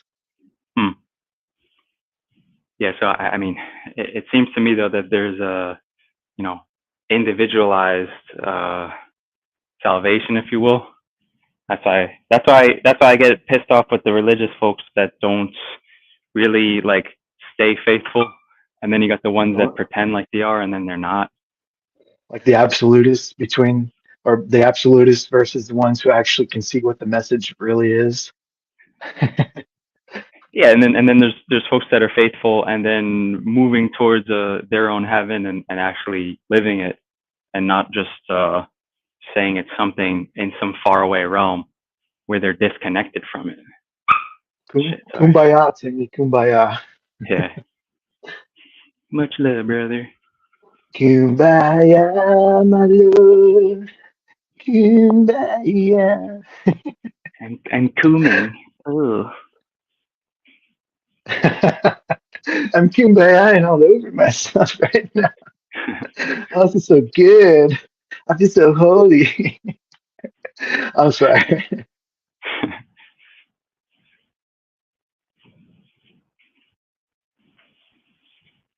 Oshea, your thoughts?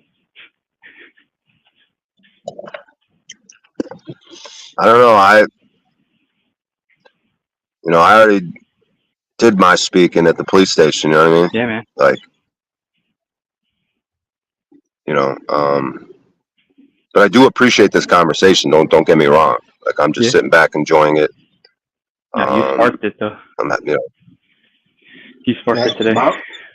My only purpose for coming up really was just to try and explain to you, Brian, that what you were doing down there is you were actually doing business with them, right? And that little bit of business was essentially, in their minds, giving them perceived authority over you, a form of contract, and trying to make you aware that everything is, them thinking they're enforcing law, but they're really just enforcing contracts, and you have the ability to opt out of certain contracts and reserve your rights. Did you record that interaction? Yeah. It was on the stream, Paul, just right before I hopped up. All right, get me the timestamp, because when I go on, I'll view it. It just starts immediately when the stream starts. Okay. Yeah, Mike. The only part I think I would respectfully disagree with is the sense that he's doing business with them as their titles, because at the end of the day, their titles and their entitlement and their corporation is a legal fiction, right? So I don't know if Brian. He said he would. Sorry, go ahead. I didn't mean to cut you off. Though. No, I didn't hear the whole interaction, but so I'm not sure if he made that delineation from the beginning. But if he did, and say, look, I'm just talking to you guys as men, not as guys in costumes. But so I don't know if he made that distinction. I was referring specifically to where he said he was willing to go and check in with them every day. I mean, I don't know. That That could isn't be, necessarily authority. I mean, yeah, that's a choice, Yeah, right? I get Like if that. you I'm say saying like in the interest perception of though. good faith and equity, I'm yeah, willing to have a conversation with you every so often, so I'm still not out of my mind. I'm still not looking to like push drugs or do business on the road. I'm simply traveling around here as I have a right to do. I mean, it's like just offering some limited what's perceived as power isn't necessarily claiming they have authority over you. I mean, if I say to my wife, hey, every so often I'll check in with you just so I'm not going too wild and crazy out here. It's like it's the power I give you is what you have until I take it away, if that makes sense. yeah, it Yeah, makes and sense. I agree. Yeah. I think it's Yeah, important that's to be explicit establishing good with them. faith, right? Like if he's not coming at it from there forcing that interaction and he's deciding to do that, that's just showing equity and good faith. He's not saying he believes he has to do that. He's saying he's willing to do that to establish honorability and a record of what we are. That makes sense. Yeah. Because at the end of the day, like if I actually live in that community, then those are my brothers, of the community. So those are other man and woman of mankind. It just having an additional responsibility that I don't have to talk to them at their costume level. I mean, I can't even do that actually if I wanted to, right? So it's really just establishing trust and like strengthening it really.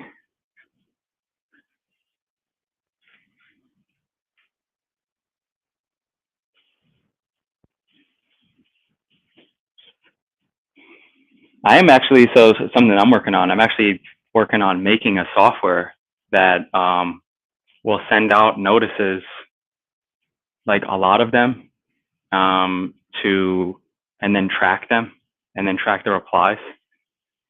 It's something that I'm working on that may I'll show you guys when I do it, but I don't know. I don't get why people don't really use shit like that.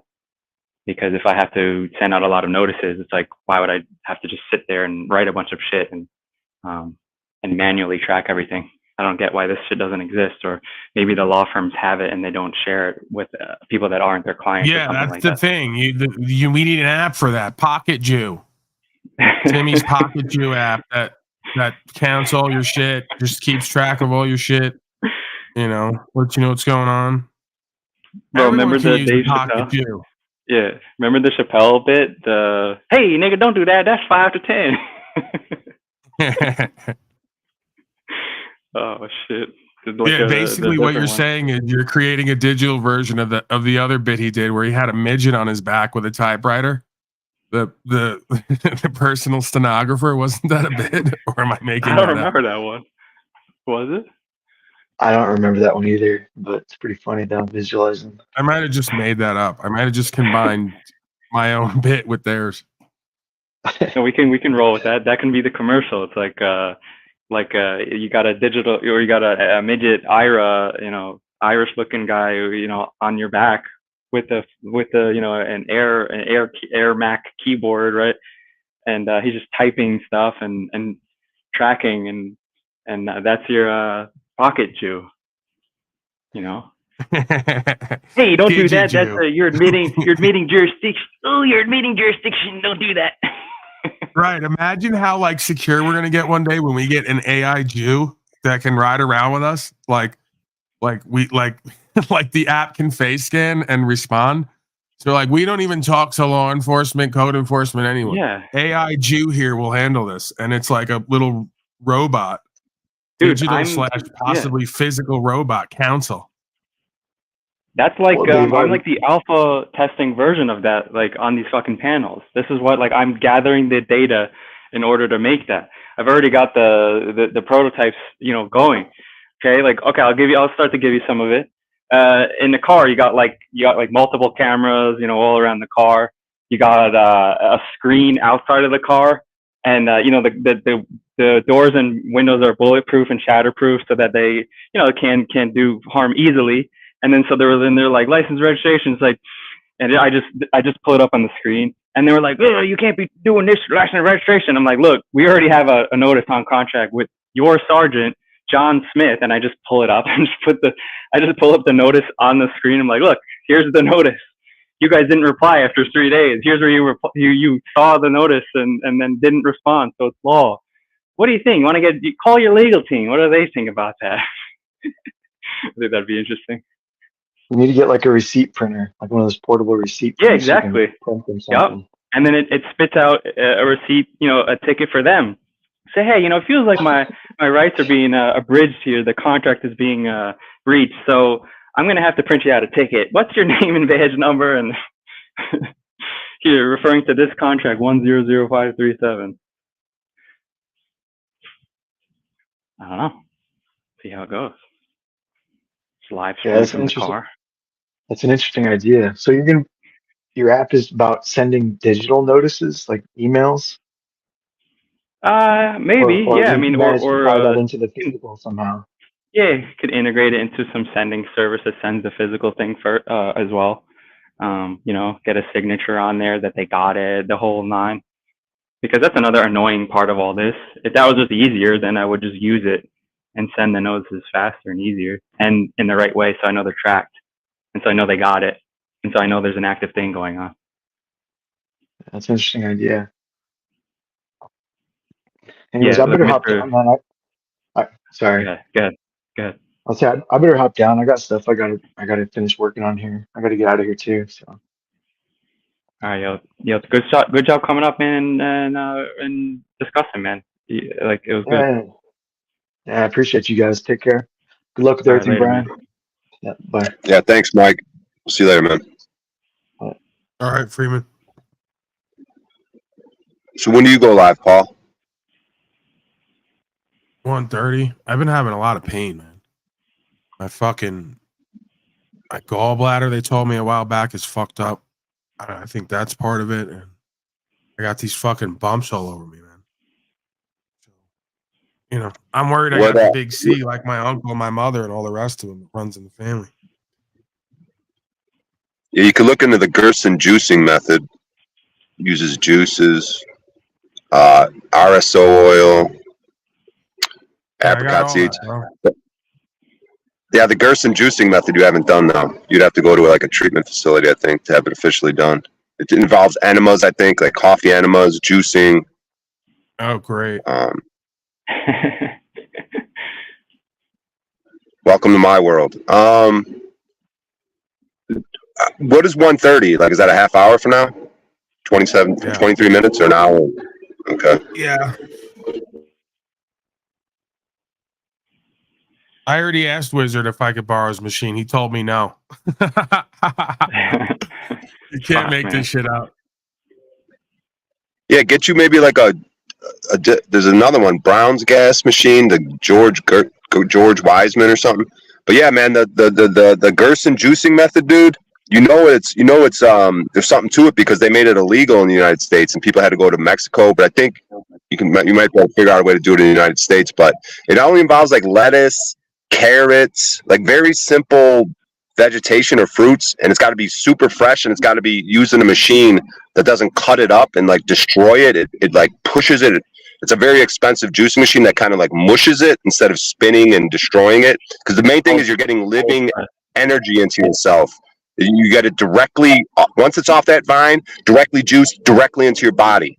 And then it may use like coffee and some sort of enema maybe to flush it, and it's very simple, but it's a curative. The dude who founded this dude, George Gerson, he grew up on a farm. I don't know if it's George Gerson, but it's Gerson. And they fucking killed him anyways. They poisoned him in the end. And his daughter ends up running the business. But he was on a farm, and because of the pesticides and shit, the worms went away. And he's like, why the fuck did the worms go away? And he was all puzzled and shit. Started looking into things. And one way or another, man, he figured out about these poisons and juicing. I don't know, man.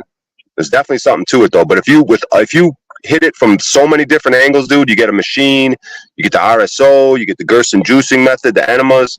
Like, I think there's no way in the miraculous nature of the human body. Like someone said, there's not a single thing that cannot be cured besides mongoloidism or whatever it is, like Down syndrome type shit. Those are the So only you're things. fucked, huh? So you're fucked long term. Yeah, I'm completely fucked, but whatever. I got, we all got our fucking handicap. But yeah, man, and that's the beauty of it. Maybe even getting some urine therapy. I think the main point is that bro, the body, urine. yeah, send some of the 1999s out to Paulie. Yeah, that's only for bathing, the aged urine. You want fresh, you want your own urine. It's specifically medicine for you. We're gonna come full circle, Paul, where you're actually drinking your own urine.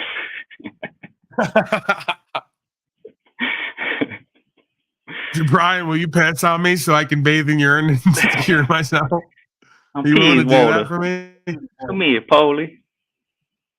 Give me some So maybe you could take the fresh urine with the fresh juice and mix it so it doesn't, you think there's a weird taste. But surprisingly, if you're healthy, there's not really much taste sometimes.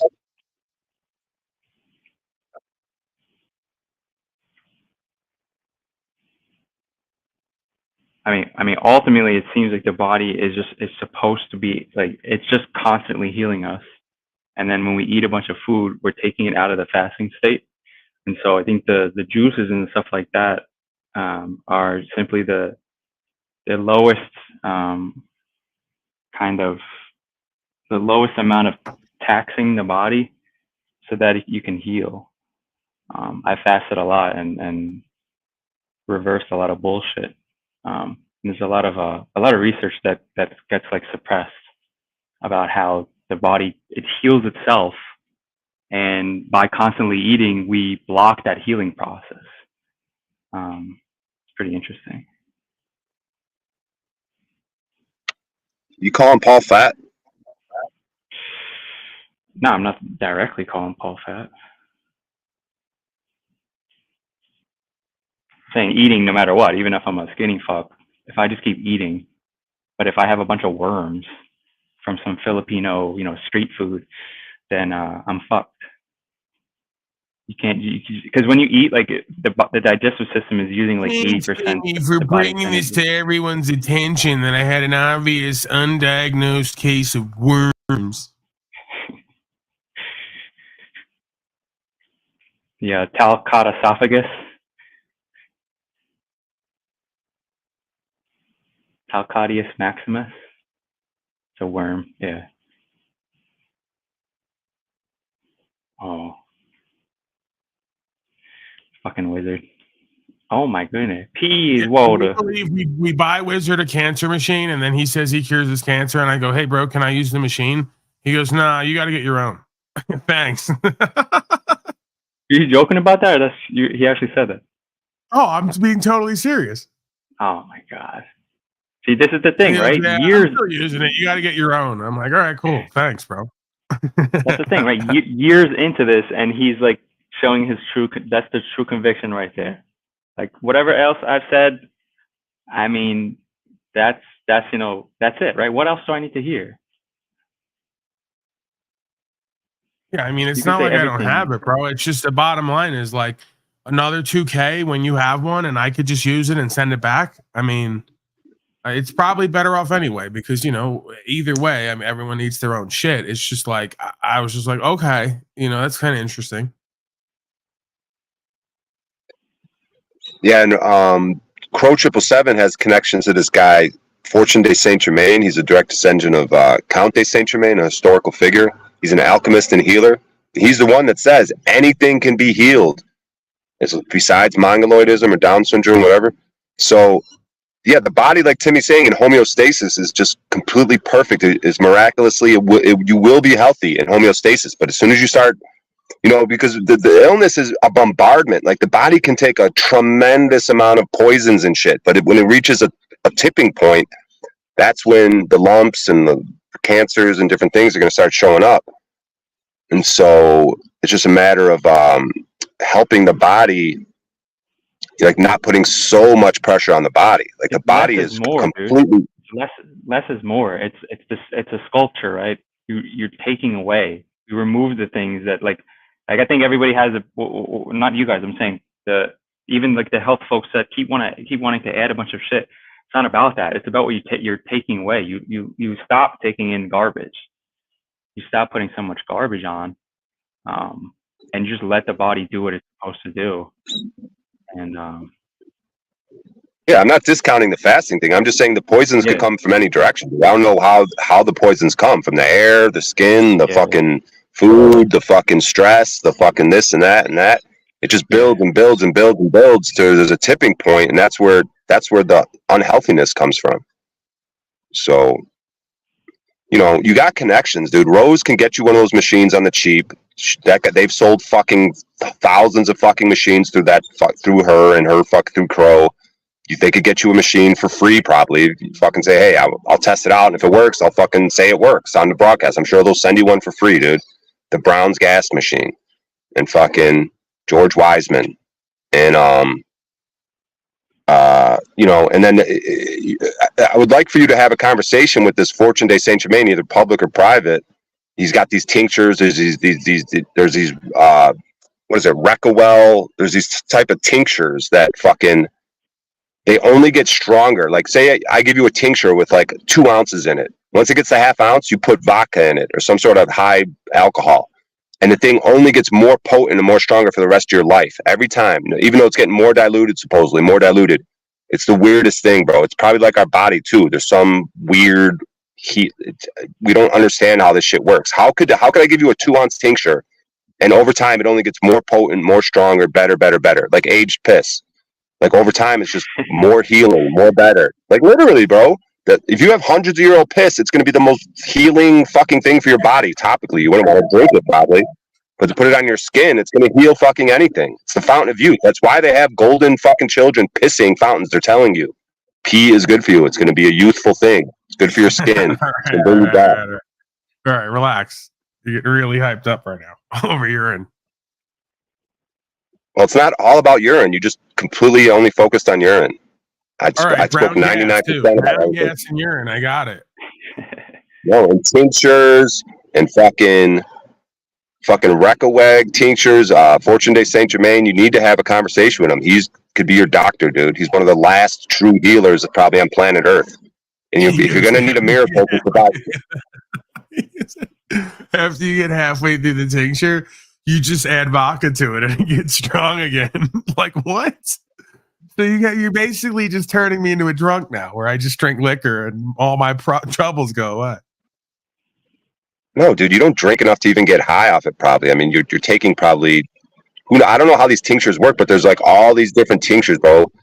Like the alcohol has nothing to do with it, dude. We're talking medicine here. We're not talking about getting drunk or fucking. And you're laughing at a fact.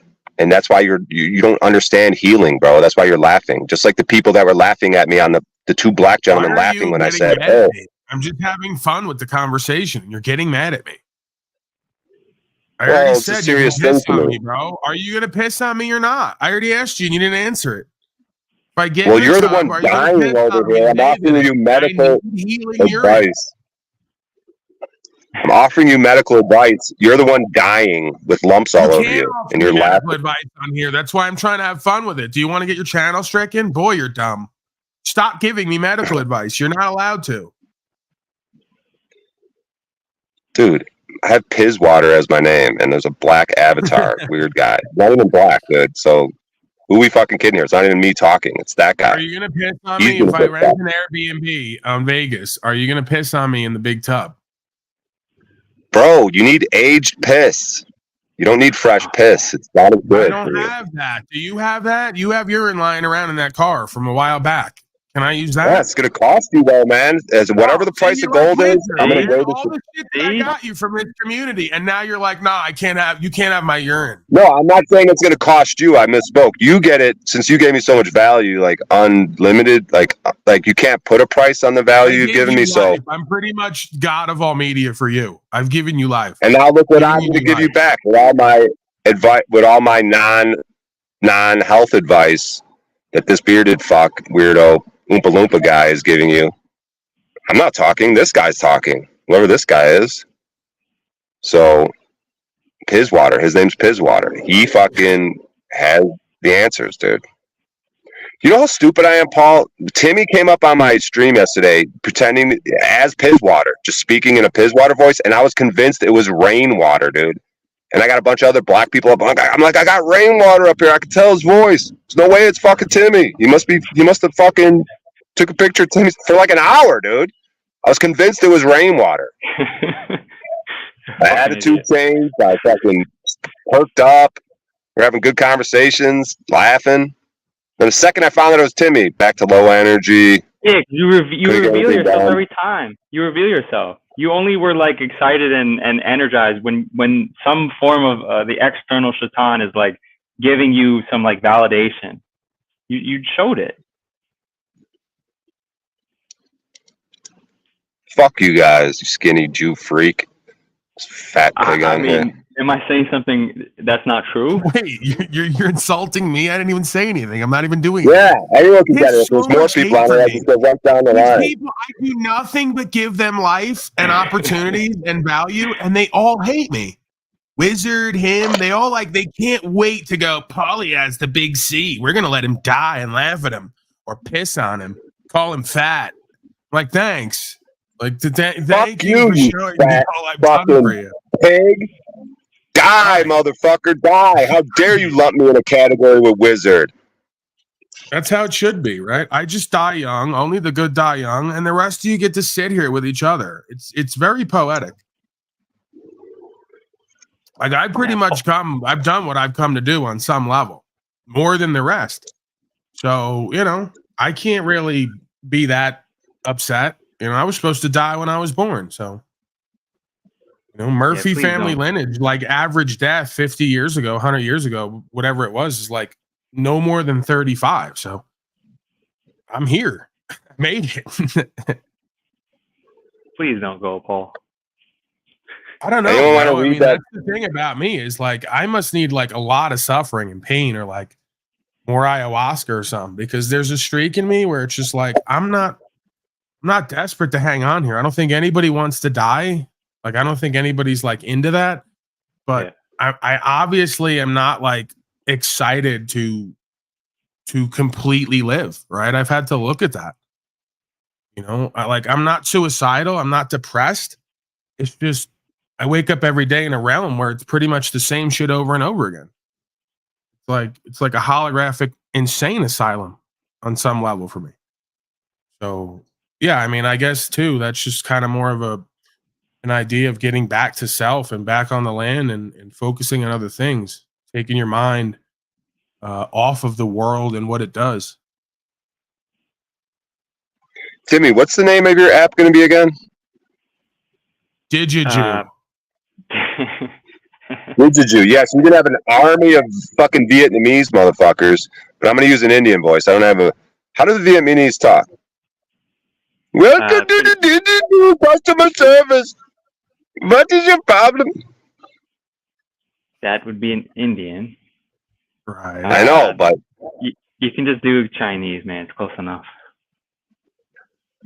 Give us your best Chinese. Oh, welcome to the Digiju customer service. How may I be of assistance to you? Oh. Timmy, you have very small penis. You must be part Asian. Welcome. That's why Timmy is unavailable. Timmy in a meeting. I will help you, Vo. He's always in a meeting. Where's he at? He's very busy, Timmy. Ever since Brian O'Shea picked on me, I've been so much better. Life's so much better. Ancient Chinese secret.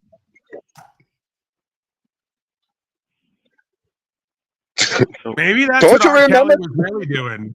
Like R. Kelly was doing some kind of holistic therapy with everyone, and he just got a bad rap. Right. Like they made it all about like minors and sex. Really, he's pissing on people to like heal. Like maybe he was pissing on everyone, and he just got ousted for the 16-year-old. He, she seemed the age of reason, according to him. Apparently, some folks might say.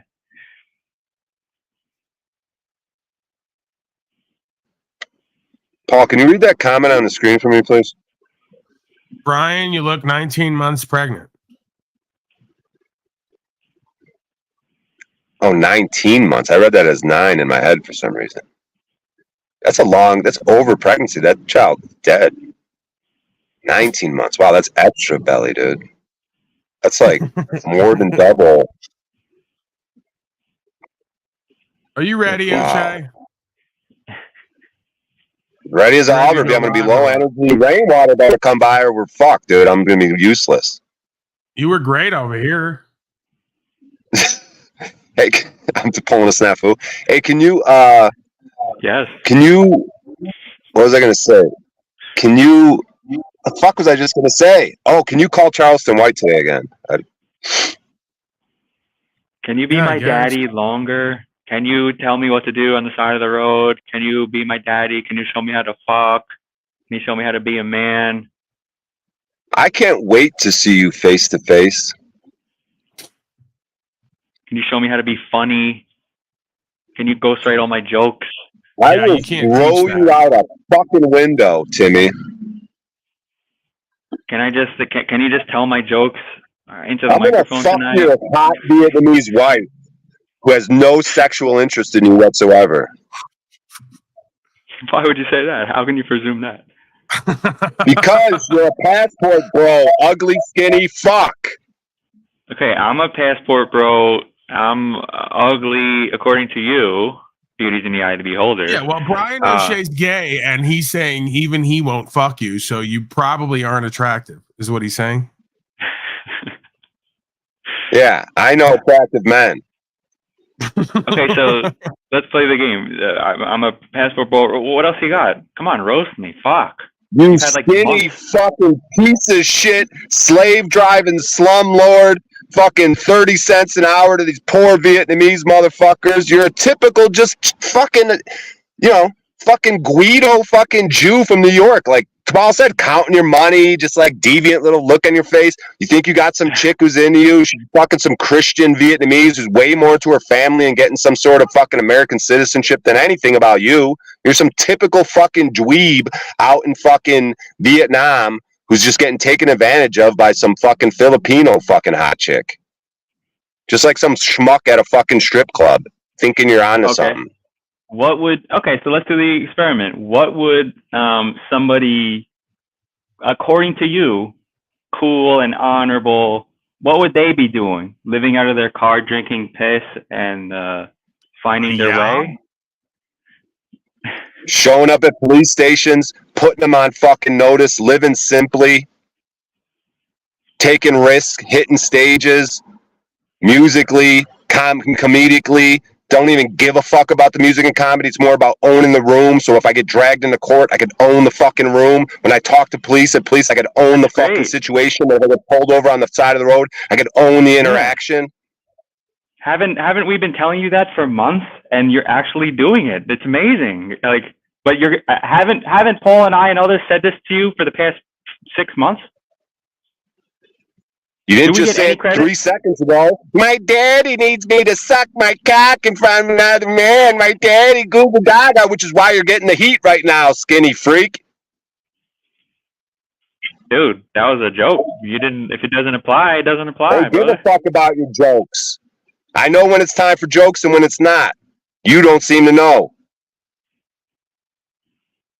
Right. So you're a comedian, and only sometimes it's time for jokes. Is that what you're saying? Yeah, only when I want, I could fucking make a fucking quote unquote joke when it's really just fucking trying to bring someone down for no fucking reason. Jesus, man, you're actually butthurt right now. I'm fucking completely fine. I roasted your ass. I fucking went to a police station this morning. About to end this stream. Paul's about to go live. I'm probably going to be low energy there, and he's probably going to quit his whole career like he did yesterday when Moose showed up and he just left his own broadcast. But hopefully that doesn't happen again. All right, just bring this energy there. Fuck. You guys are pretty cool, man. Thank you for being here today with me. That was I look great forward stuff, to doing it again tomorrow. Thank you, Paul. I'm gonna completely not do it over by you. I'm gonna start the intro, and then you and Timmy can join me. We may just go limited today, like an hour, hour and a half. Yeah, I want to start getting more active and going out more and enjoying the nice weather, and then just, focusing on getting my shit together. All right, brother. All right, brother. We'll see you over there. All right. This is awkward. No, man, keep it going, man. I know you think that way anyway. Like you pretend like you cupcake. No, bro. It's just you're gonna come at me, dude. You're gonna get both barrels. It's just the way it is. It's not what I think. Like I obviously have respect for you. You bring a lot to situations, but if you're gonna come at me, bro, I'm unleashing every barrel and every ounce of ammunition I have on you, dude. Please do. It was a joke, dude. Jesus. Well, whatever, man. I didn't look at it like that. I mean, my stuff's kind of joking too, because I have respect for you, bro. I love when you're on any panel with me. I think you bring tons of fucking value. But if you're gonna come at me, dude, you're gonna get the fucking horns. If you come at the bull, you're gonna get the fucking horns. That's fine. My shit's comedy too, dude. I'm not mad at anything, bro. Neither am I. It's fair play, bro. You came at me hard, bro. You're talking about I need Paul to talk for me around other men. You're attacking my manhood, bro. I'm coming at you with everything I have. I'm just saying words. Just saying words, man. Yeah, you're just joking. That's fine. Me too. I know. Great stuff. You're pretty cool, man. I'm gonna wrap this stream up. All right. Bye. I'll see you later. He thinks I'm butthurt. Oh man, this fucking eclipse, dude, brings out the fucking animal.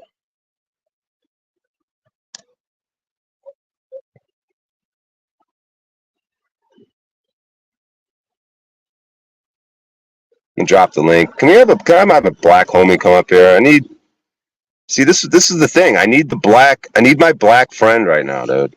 These white people just fuck me over every time. I mean, even if you're gonna come up and say, hey Brian, you're out of pocket with Timmy right there, you were a little butthurt. It's cool. I could take it from a black person, dude. I can't take it from Timmy. I can't take it from white people, dude. If a black person wants to come up here and, say, hey, Brian, you're kind of being a bitch right now, But when Jeep says I know and says, gross, Brian, these white women and white men, I just can't seem to, they just irk me so fucking much. Was it Timmy 3, Brian 0? Oh, fuck. Well, whatever. Wait, Timmy, Brian 1, Timmy 3, Brian 1, Timmy 4, Paul 1. See, people are keeping score on it. See, this is like Brian 2, Timmy 4, Paul 2. It's like a sporting event. This is the new sporting event type shit. So Timmy, I guess, came out ahead because he said, I need other men to speak for me, even though I went to a police station, even though it was a joke. These jokes, these guys are real funny with their jokes, The second I leave a police station, putting them on record, it's back to Brian needs fucking other men to speak to him for him. And it's such a funny joke. And then look at he got triggered. It's not that he's passionate and just doing what Cat Williams did to that woman. She was just making jokes, you don't leave the police station, Cat Williams, okay, little mama.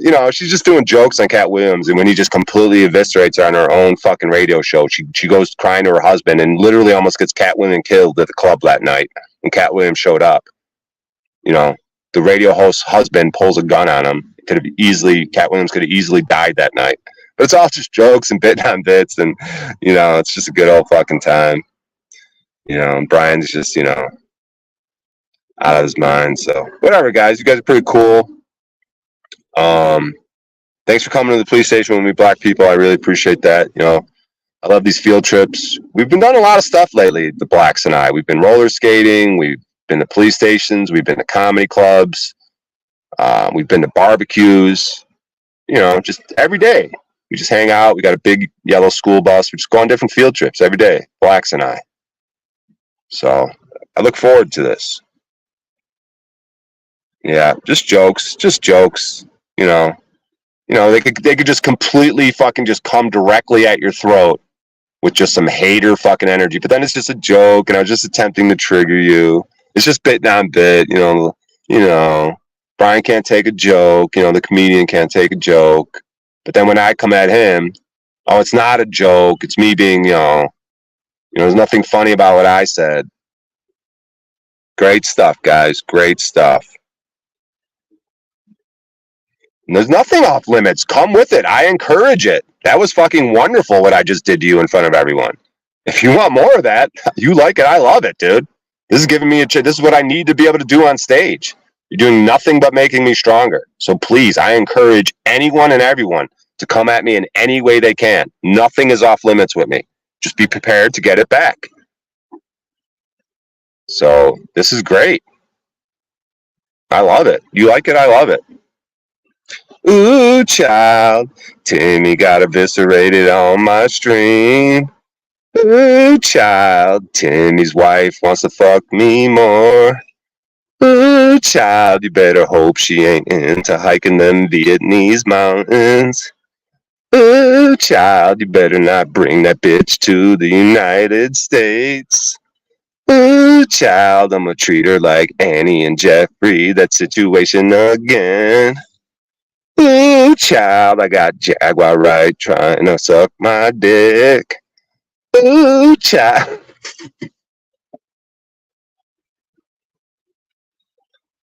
Oh, man. All right. I'll see you guys later, man. You guys are pretty cool. Bye.